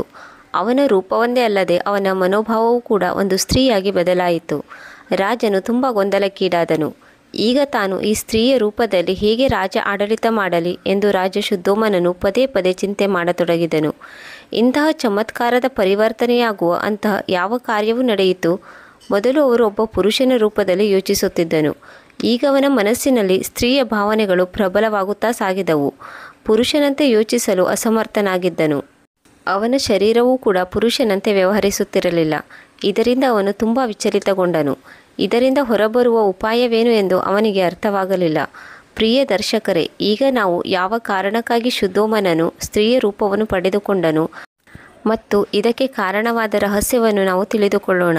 ಈ ಘಟನೆಯು ಅಂಬಿಕಾವನದ ದಿವ್ಯ ವಿಶೇಷತೆಯಾದ ಪಿತಾ ಪರಮೇಶ್ವರ ಹಾಗೂ ಮಾತಾ ಪಾರ್ವತಿ ದೇವಿಯವರ ಲೀಲೆಯ ಪರಿಣಾಮವಾಗಿತ್ತು. ಒಮ್ಮೆ ಶಿವನು ಮಾತಾ ಪಾರ್ವತಿಯೊಂದಿಗೆ ಅಂಬಿಕಾವನದಲ್ಲಿ ವಿಹರಿಸುತ್ತಿದ್ದರು. ಆ ಕ್ಷಣವು ಅವರ ಮಧುರ ಪ್ರೇಮದ ಪ್ರತೀಕವಾಗಿತ್ತು. ಅವರು ಸಂಸಾರದ ಎಲ್ಲ ಚಿಂತೆಗಳಿಂದ ಮುಕ್ತರಾಗಿ ಒಬ್ಬರಿಗೊಬ್ಬರ ಸಾನ್ನಿಧ್ಯದಲ್ಲಿ ಆನಂದಿತರಾಗಿದ್ದರು. ಅದೇ ಸಮಯದಲ್ಲಿ ಶಂಕನಾದವನ್ನು ಹೊಮ್ಮಿಸುತ್ತಾ ಒಬ್ಬ ಮಹರ್ಷಿಗಳು ಅಲ್ಲಿಗೆ ಬಂದು ತಲುಪಿದರು. ಅವನು ಶಿವ ಪಾರ್ವತಿಯರು ಏಕಾಂತದಲ್ಲಿರುವುದನ್ನು ನೋಡಿದನು. ಇದರಿಂದ ಮಾತಾ ಪಾರ್ವತಿಯು ತುಂಬ ಲಜ್ಜಿತಳಾದಳು. ಅವಳು ಮನದಲ್ಲೇ ನಡುಗಿ ಹೋದಳು. ಸಂಕೋಚದ ಕಾರಣದಿಂದಾಗಿ ಭಗವಂತ ಪರಶಿವನಿಂದ ಬೇರೆಯಾಗಿ ನಿಂತುಕೊಂಡಳು. ಮಾತೆ ಪಾರ್ವತಿಯ ಈ ಲಜ್ಜೆಯನ್ನು ನೋಡಿ ಭಗವಂತ ಶಿವನಿಗೆ ಅತ್ಯಂತ ದುಃಖವಾಯಿತು. ತನ್ನ ಪ್ರಿಯ ಪತ್ನಿಯ ಮಾನವನ್ನು ರಕ್ಷಿಸಲು ಪರಶಿವನು ಒಂದು ಉಪಾಯವನ್ನು ಮಾಡಿದನು. ತನ್ನ ಪ್ರೇಮ ಹಾಗೂ ತನ್ನ ಪ್ರಿಯ ಪತ್ನಿಯ ಗೌರವವನ್ನು ರಕ್ಷಿಸಲು ಇಡೀ ಅಂಬಿಕಾವನಕ್ಕೆ ಒಂದು ಶಾಪವನ್ನು ನೀಡಿದನು. ಪರಶಿವನು ಮಾತೆ ಪಾರ್ವತಿಯಲ್ಲಿ ಹೇಳಿದನು, ಓ ಪ್ರಿಯೆ, ಇಂದಿನಿಂದ ಯಾವುದೇ ಪುರುಷರು ಗೊತ್ತಿದ್ದೋ ಗೊತ್ತಿಲ್ಲದೆಯೋ ಈ ಅಂಬಿಕಾವನಕ್ಕೆ ಪ್ರವೇಶಿಸಿದರೆ ಅವರು ಸ್ತ್ರೀ ರೂಪವನ್ನು ತಾಳುತ್ತಾರೆ. ಭಗವಂತನ ಶಿವನ ಈ ಶಾಪವು ಆ ವನದ ಕಣಕಣಗಳಲ್ಲೂ ಪ್ರತಿಧ್ವನಿಸಿತು. ಅಂದಿನಿಂದ ಅಂಬಿಕಾವನವು ಒಂದು ರಹಸ್ಯಮಯ ಹಾಗೂ ಪವಿತ್ರ ಸ್ಥಳವಾಗಿ ಮಾರ್ಪಟ್ಟಿತು. ಅಲ್ಲಿ ಪುರುಷರ ಪ್ರವೇಶವು ನಿಷಿದ್ಧವಾಗಿತ್ತು. ಯಾರಿಗೆ ಅಂಬಿಕಾವನದ ಶಾಪದ ಬಗ್ಗೆ ಗೊತ್ತಿತ್ತೋ ಅವರು ಈ ವನವನ್ನು ಪ್ರವೇಶಿಸುವುದರಿಂದ ಪಾರಾಗುತ್ತಿದ್ದರು. ರಾಜ ಶುದ್ಧೋಮನನಿಗೆ ಈ ಶಾಪದ ಬಗ್ಗೆ ಗೊತ್ತಿರಲಿಲ್ಲ. ತನಗೆ ಅರಿವಿಲ್ಲದಂತೆ ಶುದ್ಧೋಮನನು ತನ್ನ ಜೊತೆಗಾರರು ಹಾಗೂ ಕುದುರೆಗಳೊಂದಿಗೆ ಈ ವನಕ್ಕೆ ಪ್ರವೇಶ ಮಾಡಿದನು. ಭಗವಾನ್ ಪರಶಿವನ ಶಾಪದ ಪ್ರಭಾವವು ತಕ್ಷಣ ಅವರ ಮೇಲಾಯಿತು. ಎಲ್ಲರೂ ಸ್ತ್ರೀ ರೂಪವನ್ನು ಪಡೆದುಕೊಂಡರು. ಮಹಾರಾಜನಿಗೆ ಈ ಸ್ತ್ರೀ ರೂಪವನ್ನು ಸ್ವೀಕರಿಸುವುದು ಕಠಿಣವಾಗಿತ್ತು. ಅವನು ಯೋಚಿಸತೊಡಗಿದನು, ನಾನು ನನ್ನ ರಾಜ್ಯಕ್ಕೆ ಹೇಗೆ ಮರಳಲಿ? ಈ ರೂಪದಲ್ಲಿ ನನ್ನ ರಾಜ್ಯಭಾರವನ್ನು ಹೇಗೆ ಮಾಡಲಿ? ಲಜ್ಜೆ ಹಾಗೂ ಚಿಂತೆಯ ಕಾರಣದಿಂದಾಗಿ ಅವನು ತನ್ನ ರಾಜ್ಯಕ್ಕೆ ಮರಳಿ ಹೋಗಲು ಬಯಸಲಿಲ್ಲ. ಶುದ್ಧೋಮನನು ಈ ರೂಪದಲ್ಲಿ ತಮ್ಮ ರಾಜ್ಯಕ್ಕೆ ಹೋಗುವುದಿಲ್ಲ ಎಂದು ನಿಶ್ಚಯ ಮಾಡಿದನು. ಅಂಬಿಕಾ ವನದಿಂದ ಹೊರಗೆ ಬಂದ ಮೇಲೆ ಅವರು ಬೇರೆ ವನದಲ್ಲಿ ಸುತ್ತಾಡತೊಡಗಿದರು. ಈ ಸ್ತ್ರೀ ರೂಪದಲ್ಲಿ ರಾಜ ಶುದ್ಧೋಮನನನ್ನು ಈಲಾಳ ರೂಪದಲ್ಲಿ ಗುರುತಿಸಲಾಯಿತು. ಹೊಸ ರೂಪದಲ್ಲಿ ಒಂದು ಹೊಸ ಜೀವನವನ್ನು ನಡೆಸುವ ಸಂದಿಗ್ಧಕ್ಕೆ ಒಳಗಾದರು. ಒಂದು ದಿನ ಚಂದ್ರದೇವನ ತೇಜಸ್ವಿ ಬಾಲಕ ಬುದ್ಧನು ಈ ವನಕ್ಕೆ ಪ್ರವೇಶ ಮಾಡಿದನು. ಆ ಸಮಯದಲ್ಲಿ ಬುದ್ಧನು ಸುಂದರನು ಹಾಗೂ ತೇಜಪ್ರಭೆಯಿಂದ ಬೆಳಗುತ್ತಿದ್ದನು. ಈ ವನದ ಸೌಂದರ್ಯವು ಬುದ್ಧನನ್ನು ತನ್ನೆಡೆಗೆ ಆಕರ್ಷಿಸಿತು. ಆಗ ಬುದ್ಧನು ವಾಸ್ತವದಲ್ಲಿ ಶುದ್ಧೋಮನ ರಾಜನು ಸುಂದರ ರೂಪದ ಯುವತಿಯಾಗಿ ಮಾರ್ಪಟ್ಟ ಸ್ತ್ರೀಯ ರೂಪಕ್ಕೆ ಮನಸೋತನು. ಈಲಾಳು ಕೂಡ ಚಂದ್ರದೇವನ ಪುತ್ರ ಬುದ್ಧನಿಗೆ ಮನಸ್ಸೋತು ಅವನನ್ನು ಪ್ರೇಮಿಸತೊಡಗಿದಳು. ಈ ಪ್ರಕಾರದಲ್ಲಿ ಇಬ್ಬರ ಮಧ್ಯೆ ಪ್ರೇಮದ ಬೀಜಾಂಕುರವಾಯಿತು.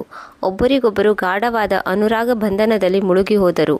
ಈಲಾಳು ಈಗ ಬುದ್ಧನನ್ನು ಪತಿಯ ರೂಪದಲ್ಲಿ ಸ್ವೀಕರಿಸಲು ಉತ್ಸುಕಳಾಗಿದ್ದಳು. ಬುದ್ಧನು ಕೂಡ ಈಲಾಳ ಮೇಲೆ ಮೋಹಿತನಾಗಿ ತನ್ನ ಸಂಗಾತಿಯನ್ನಾಗಿ ಮಾಡಿಕೊಳ್ಳಲು ಉತ್ಸುಕನಾಗಿದ್ದನು. ಸ್ವಲ್ಪ ಸಮಯದ ನಂತರ ಇವರಿಬ್ಬರು ಗಾಂಧರ್ವ ವಿವಾಹವಾದರು. ಯಾವುದೇ ರೀತಿ ರಿವಾಜುಗಳಿಲ್ಲದೆ ಕೇವಲ ಪ್ರೇಮದ ಕಾರಣದಿಂದಾಗಿ ಅವರಿಬ್ಬರು ಮದುವೆಯಾದರು, ಜೊತೆಗೆ ಇರತೊಡಗಿದರು. ಈ ಪ್ರೇಮ ವಿವಾಹದ ಪರಿಣಾಮವೇನಾಯಿತು ಎಂದರೆ ಈಲಾ ಗರ್ಭವತಿಯಾದಳು. ಸಮಯಕ್ಕೆ ಸರಿಯಾಗಿ ಅವಳು ಒಬ್ಬ ಸುಂದರ ಪುತ್ರನಿಗೆ ಜನ್ಮವನ್ನು ನೀಡಿದಳು. ಅವನಿಗೆ ಪುರೂರವ ಎಂಬ ಹೆಸರಿಡಲಾಯಿತು. ಪುರೂರವನು ತನ್ನ ಕಾಲದ ಒಬ್ಬ ಮಹಾನ್ ಚಕ್ರವರ್ತಿಯಾಗಿದ್ದನು. ಪುತ್ರ ಜನ್ಮವಾದ ಮೇಲೆ ಈಲಾಳಿಗೆ ತನ್ನ ಮೂಲದ ಬಗ್ಗೆ ಅರಿವಾಗಿ ತನ್ನ ಕುಲಗುರು ಮಹರ್ಷಿ ವಶಿಷ್ಠರನ್ನು ಪ್ರಾರ್ಥಿಸತೊಡಗಿದಳು. ವಶಿಷ್ಠರು ತನ್ನ ಪ್ರೀತಿಯ ಶಿಷ್ಯ ಶುದ್ಧೋಮನನ ಇಂತಹ ಕರುಣಾಜನಕ ಸ್ಥಿತಿಯನ್ನು ನೋಡಿ ಕರುಣೆಯಿಂದ ಅಲ್ಲಿಗೆ ಬಂದರು. ನಂತರ ಮಹರ್ಷಿ ವಶಿಷ್ಠರು ಭಗವಂತ ಪರಶಿವನನ್ನು ಆರಾಧಿಸಿದರು ಮತ್ತು ಅವರಲ್ಲಿ ಪ್ರಾರ್ಥನೆ ಮಾಡಿದರು, ಹೇ ಮಹಾದೇವ, ಕೃಪೆ ತೋರಿ ಈಲಾಳನ್ನು ಪುನಃ ತನ್ನ ಮೂಲ ರೂಪವಾದ ಪುರುಷ ರೂಪಕ್ಕೆ ಬದಲಾಯಿಸು. ಭಗವಂತ ಪರಮೇಶ್ವರನು ವಶಿಷ್ಠರ ತಪಸ್ಸಿಗೆ ಮೆಚ್ಚಿ ಪ್ರತ್ಯಕ್ಷರಾದರು ಮತ್ತು ಹೇಳಿದರು, ಹೇ ವಶಿಷ್ಠ, ನಾನು ನಿನ್ನ ಭಕ್ತಿಯಿಂದ ಪ್ರಸನ್ನನಾಗಿದ್ದೇನೆ. ನಿನ್ನ ಇಚ್ಛೆಯನ್ನು ಪೂರ್ಣಗೊಳಿಸುತ್ತೇನೆ. ಈ ವನವು ನನ್ನ ಶಾಪಕ್ಕೆ ಒಳಗಾಗಿದೆ. ಈ ಶಾಪವನ್ನು ಸಂಪೂರ್ಣವಾಗಿ ಕೊನೆಗೊಳಿಸಲು ಸಾಧ್ಯವಿಲ್ಲ. ಭಗವಂತ ಪರಶಿವನು ಮುಂದೆ ಹೇಳಿದನು, ಈಲಾಳ ರೂಪದಲ್ಲಿ ಗುರುತಿಸುತ್ತಿರುವ ರಾಜ ಶುದ್ಧೋಮನನು ಮುಂದೆ ಒಬ್ಬ ಮಹಾಪುರುಷ ಹಾಗೂ ಒಬ್ಬಳು ಮಹಾಸ್ತ್ರೀಯಾಗಿ ತನ್ನ ಜೀವನವನ್ನು ಕಳೆಯುತ್ತಾನೆ. ನಾನು ನಿನ್ನ ಇಚ್ಛೆಯನ್ನು ಈಡೇರಿಸುತ್ತೇನೆ ಎಂದು ನಿನಗೆ ವಚನ ನೀಡಿದ್ದೇನೆ. ಇದನ್ನು ನಿಭಾಯಿಸುತ್ತಾ ನನ್ನ ವರದಾನವನ್ನು ಇನ್ನೂ ವಿಸ್ತಾರಗೊಳಿಸುತ್ತಿದ್ದೇನೆ. ಈ ಪ್ರಕಾರದಲ್ಲಿ ಒಬ್ಬ ಮಹಾಪುರುಷ ಹಾಗೂ ಮಹಾನ್ ಸ್ತ್ರೀಯಾಗಿ ಜೀವನವನ್ನು ಸಾಗಿಸಲು ರಾಜ ಶುದ್ಧೋಮನನು ತನ್ನ ರಾಜ್ಯಕ್ಕೆ ಮರಳಿ ಬಂದನು. ಮಹರ್ಷಿ ವಶಿಷ್ಠರ ಕೃಪೆಯಿಂದ ಅವನು ತನ್ನ ಸ್ಥಿತಿಯನ್ನು ಸ್ವೀಕರಿಸಿದನು. ತನ್ನ ಧರ್ಮ ಹಾಗೂ ಕರ್ತವ್ಯವನ್ನು ಪಾಲನೆ ಮಾಡುತ್ತಾ ರಾಜ್ಯಭಾರ ಮಾಡತೊಡಗಿದನು. ಈಗ ಅವನ ಜೀವನವು 2 ರೂಪಗಳಲ್ಲಿ ವಿಭಾಗಿಸಲ್ಪಟ್ಟಿತು. ಅವನು ಪುರುಷ ರೂಪದಲ್ಲಿದ್ದಾಗ ತನ್ನ ರಾಜ್ಯಭಾರ ಮಾಡುತ್ತಿದ್ದನು. ಪ್ರಜೆಗಳಿಗೆ ನ್ಯಾಯ ನೀತಿಯಂತೆ ಶಾಸನವನ್ನು ಜಾರಿಗೆ ತರುತ್ತಿದ್ದನು. ಸ್ತ್ರೀ ರೂಪದಲ್ಲಿದ್ದಾಗ ಅಂತಃಪುರದಲ್ಲಿದ್ದು ತನ್ನ ರಾಜಕೀಯ ಕರ್ತವ್ಯಗಳಿಂದ ದೂರವಾಗಿರುತ್ತಿದ್ದನು. ಇದೇ ವ್ಯವಸ್ಥೆಯು ಕೆಲವು ಸಮಯದವರೆಗೆ ನಡೆಯತೊಡಗಿತು. ನಿಧಾನವಾಗಿ ಈ ಸ್ಥಿತಿಯು ಅವರ ರಾಜ್ಯದ ಮೇಲೆ ಪ್ರಭಾವವನ್ನು ಬೀರಿತು. ಪ್ರಜೆಗಳ ಮನದಲ್ಲಿ ತಮ್ಮ ರಾಜರ ಬಗ್ಗೆ ಇರುವ ಗೌರವ ಮತ್ತು ಪ್ರಭಾವವು ಕಡಿಮೆಯಾಯಿತು. ಪ್ರಜೆಗಳಿಗೆ ಪುರುಷ ರೂಪದಲ್ಲಿ ರಾಜ್ಯಭಾರ ಮಾಡುತ್ತಿದ್ದ ತಮ್ಮ ರಾಜನು ಸ್ತ್ರೀ ರೂಪವನ್ನು ಧರಿಸಿ ಸಮಯ ಕಳೆಯುತ್ತಿದ್ದಾರೆಂದು ಅಚ್ಚರಿಗೊಂಡರು. ಅವರ ಈ ವಿಚಿತ್ರ ರೂಪವನ್ನು ಕ್ರಮೇಣವಾಗಿ ಪ್ರಜೆಗಳಿಗೆ ಸ್ವೀಕಾರ ಮಾಡಲು ಸಾಧ್ಯವಾಗಲಿಲ್ಲ. ಕ್ರಮೇಣವಾಗಿ ರಾಜ ಶುದ್ಧೋಧನನು ರಾಜ್ಯದಲ್ಲಿ ಪ್ರಜೆಗಳ ಕಷ್ಟಗಳನ್ನು ಸರಿಯಾಗಿ ಆಲಿಸುತ್ತಿಲ್ಲ ಎಂಬ ಸುದ್ದಿ ಹರಡಿತು. ಪ್ರಜೆಗಳ ಮನಸ್ಸಿನಲ್ಲಿ ರಾಜನ ವಿರುದ್ಧವಾಗಿ ಅಸಂತೋಷ ಮೂಡಿತು. ಅವರು ರಾಜನನ್ನು ಗೌರವಿಸುವುದನ್ನು ಮತ್ತು ಸನ್ಮಾನಿಸುವುದನ್ನು ಅಲ್ಲಗಳೆದರು. ಪ್ರಜೆಗಳ ಈ ವ್ಯವಹಾರದಿಂದ ರಾಜನ ಮನದಲ್ಲೂ ಕೂಡ ಚಿಂತೆ ಮೂಡಿತು. ಅವರು ತಮ್ಮ ರಾಜ್ಯದ ರಾಜ್ಯಭಾರ ಮಾಡಲು ಅಸಮರ್ಥ ಎಂದು ಅವರಿಗೆ ಅನಿಸತೊಡಗಿತು. ಈ ಮಧ್ಯದಲ್ಲಿ ಅವರ ಪುತ್ರ ಪುರೂರವನು ಬೆಳೆದು ದೊಡ್ಡವನಾದನು. ಪುರೂರವನು ತುಂಬ ತೇಜಸ್ವಿ ಹಾಗೂ ಬುದ್ಧಿವಂತ ಬಾಲಕನಾಗಿದ್ದನು. ಇಲಾ ಹಾಗೂ ಬುದ್ಧರ ಪುತ್ರನಾಗಿದ್ದನು. ರಾಜ ಶುದ್ಧೋಮನನು ಈಗ ರಾಜ್ಯಭಾರವನ್ನು ತನ್ನ ಮಗ ಪುರುವರನ ಕೈಗೆ ಒಪ್ಪಿಸಬೇಕೆಂದು ತೀರ್ಮಾನಿಸಿದನು. ಈ ಪ್ರಕಾರದಲ್ಲಿ ರಾಜ ಶುದ್ಧೋಮನನು ಪುರುವರನನ್ನು ತನ್ನ ಉತ್ತರಾಧಿಕಾರಿಯನ್ನಾಗಿ ಮಾಡಿದನು. ಅವರು ಸ್ವತಃ ವನವಾಸಕ್ಕೆ ಹೊರಟು ಹೋದರು. ವೀಕ್ಷಕರ ಈ ಕಥೆಯನ್ನು ಕೇಳಿ ಕೆಲವರು ಕೇಳಬಹುದು, ದೇವತೆಗಳಲ್ಲಿ ಇಂತಹ ಆಚರಣೆ ಸಾಧ್ಯವೇ? ಆದರೆ ನೀವು ಅದಕ್ಕೂ ಮೊದಲು ಇದನ್ನು ತಿಳಿದುಕೊಳ್ಳುವುದು ಅವಶ್ಯಕವಾಗಿದೆ. ಇಂದ್ರ, ಗುರು, ಚಂದ್ರ, ಸೂರ್ಯ, ಸಪ್ತರ್ಷಿ, ಅನೇಕ ದೇವತೆಗಳು ಯಾವುದೇ ವ್ಯಕ್ತಿ ವಿಶೇಷತೆಗಳ ಹೆಸರಲ್ಲ. ಅದು ಒಂದು ವಿಶಿಷ್ಟ ಪದದ ಹೆಸರಾಗಿದೆ. ಪ್ರತಿಯೊಂದು ಯುಗ ಹಾಗೂ ಪ್ರತಿಯೊಂದು ಮನ್ವಂತರಗಳಲ್ಲಿ ಇಂತಹ ಪದಗಳಲ್ಲಿ ಬೇರೆ ಬೇರೆ ದೇವತೆಗಳ ಹೆಸರುಗಳು ನಿಯುಕ್ತಿಗೊಂಡಿವೆ. ಪ್ರತಿ ಮನ್ವಂತರಗಳಲ್ಲಿ ಇಂದ್ರ, ಚಂದ್ರ, ಸೂರ್ಯ, ಸಪ್ತರ್ಷಿಗಳು ಇರುತ್ತವೆ. ಪ್ರತ್ಯೇಕ ಪದವಿಯಲ್ಲಿ ಕುಳಿತುಕೊಳ್ಳುವ ದೇವತೆಗಳು ಸಮಯಕ್ಕನುಸಾರವಾಗಿ ಬದಲಾಗುತ್ತಿರುತ್ತವೆ. ಒಂದು ವೇಳೆ ಯಾವುದಾದರೂ ಯುಗದಲ್ಲಿ ಯಾವುದಾದರೂ ಚಂದ್ರ ಹಾಗೂ ಇಂದ್ರರು ತಮ್ಮ ಪದವಿಯನ್ನು ಸರಿಯಾಗಿ ನಿಭಾಯಿಸಲಿಲ್ಲ ಎಂದಾದರೆ, ಅಥವಾ ಅವರು ಧರ್ಮದಲ್ಲಿ ಮುಳುಗಿದ್ದರೆ ಅವರನ್ನು ಆ ಪದದಿಂದ ಕಿತ್ತೊಗೆದು ಬೇರೆ ಯಾವುದಾದರೂ ಯೋಗ್ಯವಾದ ಅನ್ಯ ಆತ್ಮವನ್ನು ನಿಯುಕ್ತಿಗೊಳಿಸಲಾಗಿದೆ. ತ್ರಿಮೂರ್ತಿಗಳಾದ ಬ್ರಹ್ಮ, ವಿಷ್ಣು ಹಾಗೂ ಮಹೇಶ್ವರರು ಈ ನಿಯುಕ್ತಿಯ ನಿರ್ಣಯವನ್ನು ತೆಗೆದುಕೊಳ್ಳುತ್ತಾರೆ. ಅವಶ್ಯಕತೆ ಬಿದ್ದರೆ ಅವರು ಆ ದೇವತೆಗಳಿಗೆ ಶಾಪವನ್ನು ನೀಡಿಯಾದರೂ ಅವರನ್ನು ಆ ಪದವಿಯಿಂದ ತೆಗೆದುಹಾಕಲು ಶಕ್ತರಾಗಿರುತ್ತಾರೆ. ಈ ಪ್ರಕಾರದಲ್ಲಿ ದೇವತೆಗಳ ಪೂಜೆ ಹಾಗೂ ಅವರ ಪದವಿಯು ಅವರ ಶಕ್ತಿ ಹಾಗೂ ಕರ್ಮದ ಮೇಲೆ ಅವಲಂಬಿತವಾಗಿದೆ. ಇಲ್ಲಿ ಯಾವುದೇ ವ್ಯಕ್ತಿಯು ವಿಶೇಷವಾಗಿರುವುದಿಲ್ಲ. ಇದೇ ಕಾರಣಕ್ಕಾಗಿ ಚಂದ್ರದೇವ ಹಾಗೂ ಬೇರೆ ದೇವತೆಗಳ ಕಥೆಯು ಧರ್ಮ ಹಾಗೂ ಕರ್ತವ್ಯದ ಪಾಲನೆ ಮಾಡುವುದು ಎಷ್ಟೊಂದು ಅವಶ್ಯಕವಾಗಿದೆ ಎಂದು ಕಲಿಸಿಕೊಡುತ್ತದೆ. ಚಂದ್ರದೇವನ ಪದವಿಯಲ್ಲಿ ಕುಳಿತ ದೇವತೆಗಳ ಉದಾಹರಣೆಯು ಯಾವುದೋ ಯುಗದಲ್ಲಿ ಚಂದ್ರನು ಗುರುವಿನ ಪತ್ನಿ ತಾರಾಳಲ್ಲಿ ಮೋಹಿತನಾಗಿ ಅಧರ್ಮ ಮಾಡಿದನು. ಈ ಘಟನೆಯು ನಮಗೆ ಏನನ್ನು ಕಲಿಸುತ್ತದೆ ಎಂದರೆ, ದೇವತೆಗಳ ಕರ್ಮವೂ ಕೂಡ ಪದವಿ ಆಧಾರಕ್ಕೆ ಅನುರೂಪವಾಗಿರಬೇಕು. ಒಂದು ವೇಳೆ ಅವರು ತಮ್ಮ ಕರ್ತವ್ಯದಿಂದ ವಿಮುಖರಾದರೆ ಅವರು ಇದರ ಪರಿಣಾಮವನ್ನು ಎದುರಿಸಬೇಕಾಗುತ್ತದೆ. ಆದರೆ ಪ್ರತಿಯೊಂದು ಯುಗದ ಚಂದ್ರ ಹಾಗೂ ಇಂದ್ರ ಆ ರೀತಿ ಇರುವುದಿಲ್ಲ. ಅವರ ಆಚರಣೆ ಹಾಗೂ ಕರ್ಮವು ಅವರ ಧರ್ಮ ಹಾಗೂ ಪರಿಸ್ಥಿತಿಯ ಆಧಾರದ ಮೇಲೆ ಅವಲಂಬಿತವಾಗಿರುತ್ತದೆ. ಯಾವ ದೇವತೆಗಳು ತಮ್ಮ ಪದವಿಗೆ ಯೋಗ್ಯರಾಗಿರುವುದಿಲ್ಲವೋ ಅವರನ್ನು ಕಿತ್ತೆಸೆದು ಅವರ ಜಾಗದಲ್ಲಿ ಒಂದು ಪವಿತ್ರ ಆತ್ಮವನ್ನು ನಿಯುಕ್ತಿಗೊಳಿಸಲಾಗುತ್ತದೆ. ಧರ್ಮ, ಕರ್ತವ್ಯ ಹಾಗೂ ಪವಿತ್ರತೆಯ ಮಹತ್ವ. ಸನಾತನ ಧರ್ಮದಲ್ಲಿ ಶುದ್ಧತೆ ಹಾಗೂ ಪಾಪದ ವಿಚಾರವು ಕೇವಲ ಶಾರೀರಿಕ ಸಂಬಂಧಕ್ಕೆ ಮಾತ್ರ ಸೀಮಿತವಾಗಿರುವುದಿಲ್ಲ. ವ್ಯಕ್ತಿಯ ಯಾವುದೇ ಕರ್ಮವನ್ನು ಶುದ್ಧ ಹಾಗೂ ಅಶುದ್ಧತೆಯ ಆಧಾರದ ಮೇರೆಗೆ ಒಪ್ಪಿಕೊಳ್ಳಬೇಕೆಂದರೆ ಅದು ಆ ವ್ಯಕ್ತಿಯ ಆಂತರಿಕ ಭಾವ, ಉದ್ದೇಶ ಹಾಗೂ ಪರಿಸ್ಥಿತಿಯ ಮೇಲೆ ಅವಲಂಬಿತವಾಗಿರುತ್ತದೆ. ಒಂದು ವೇಳೆ ಧರ್ಮ ಹಾಗೂ ಕರ್ತವ್ಯದ ಪಾಲನೆಗೋಸ್ಕರ ಯಾವುದೇ ಸ್ತ್ರೀಯೊಂದಿಗೆ ಸಂಬಂಧವನ್ನು ಹೊಂದಿದ್ದರೆ ಅದು ಪಾಪವೆಂದು ಪರಿಗಣಿಸಲಾಗುವುದಿಲ್ಲ. ಉದಾಹರಣೆಗಾಗಿ ಮಹಾಭಾರತದಲ್ಲಿ ಕುಂತಿ ಹಾಗೂ ದ್ರೌಪದಿಯ ಸಂಬಂಧವು ಧರ್ಮ ಹಾಗೂ ಕರ್ತವ್ಯದ ಆಧಾರದ ಮೇಲೆ ಅವಲಂಬಿತವಾಗಿತ್ತು. ಕುಂತಿಯು ದೇವತೆಗಳಿಂದ ಸಂತಾನವನ್ನು ಪಡೆದುಕೊಂಡಿದ್ದಳು. ದ್ರೌಪದಿಯ ಪಂಚ ಪಾಂಡವರೊಂದಿಗಿನ ಮದುವೆಯು ಧರ್ಮದ ಆದೇಶದ ಅನುಸಾರವಾಗಿ ನಡೆಯಿತು. ಎರಡನೆಯದಾಗಿ ಪರಿಸ್ಥಿತಿಗೆ ವಿಶೇಷ ಮಹತ್ವವನ್ನು ನೀಡಲಾಗಿದೆ. ಉದಾಹರಣೆಗಾಗಿ ರಾಮಾಯಣದಲ್ಲಿ ತಾರಾಳು ಸುಗ್ರೀವನನ್ನು ಅವಳ ಪತಿ ವಾಲಿ ಮರಣವಾದ ನಂತರ ಮದುವೆಯಾದಳು. ಆ ಸಮಯದ ಸಾಮಾಜಿಕ ಹಾಗೂ ಧಾರ್ಮಿಕ ಪರಂಪರೆಯ ಅನುಸಾರವಾಗಿ ಆ ಮದುವೆ ನಡೆಯಿತು. ಮೂರನೆಯದಾಗಿ ಆಂತರಿಕ ಶುದ್ಧತೆ ಹಾಗೂ ಭಾವನೆಯ ಮಹತ್ವ. ಸನಾತನ ಧರ್ಮದಲ್ಲಿ ಕರ್ಮದ ಹಿಂದಿನ ಭಾವನೆಗಳು ಹಾಗೂ ಆಂತರಿಕ ಶುದ್ಧತೆಗೆ ಹೆಚ್ಚು ಮಹತ್ವವನ್ನು ನೀಡಲಾಗುತ್ತದೆ. ಅಂದರೆ ಇದರರ್ಥ ಧರ್ಮ ಪಾಲನೆಗಾಗಿ ಅಥವಾ ಸತ್ಯದ ರಕ್ಷಣೆಯ ಉದ್ದೇಶಕ್ಕಾಗಿ ಮಾಡುವ ಕರ್ಮವಾಗಿದ್ದರೆ ಅಂತಹ ಕರ್ಮವನ್ನು ಪವಿತ್ರ ಎಂದು ಒಪ್ಪಿಕೊಳ್ಳಲಾಗುತ್ತದೆ. ಪ್ರಿಯ ಭಕ್ತರೇ, ಸನಾತನ ಧರ್ಮದ ದೃಷ್ಟಿಯು ತುಂಬ ವ್ಯಾಪಕವಾಗಿದೆ ಎನ್ನುವುದಂತೂ ಸತ್ಯ. ಶುದ್ಧತೆ ಹಾಗೂ ಪಾಪದ ನಿರ್ಣಯವು ಕೇವಲ ಹೊರಗಡೆ ಮಾಡುವ ಕರ್ಮದ ಮೇಲೆ ಅವಲಂಬಿತವಾಗಿರದೆ ಅದರ ಹಿಂದಿನ ಭಾವನೆ, ಉದ್ದೇಶ ಹಾಗೂ ಪರಿಸ್ಥಿತಿಗಳ ಆಧಾರದ ಮೇಲೆ ನಿರ್ಧರಿತವಾಗಿರುತ್ತದೆ. ವೀಕ್ಷಕರೇ, ಈ ಕಥೆಯಿಂದ ನೀವು ಏನನ್ನು ಕಲಿತಿದ್ದೀರಿ ಎನ್ನುವುದನ್ನು ಕಾಮೆಂಟ್ ಬಾಕ್ಸ್ನಲ್ಲಿ ಅವಶ್ಯವಾಗಿ ತಿಳಿಸಿ. ಜೈ ಶ್ರೀಕೃಷ್ಣ. ಕಥೆಯನ್ನು ಕೇಳಿದ್ದಕ್ಕಾಗಿ ಧನ್ಯವಾದಗಳು.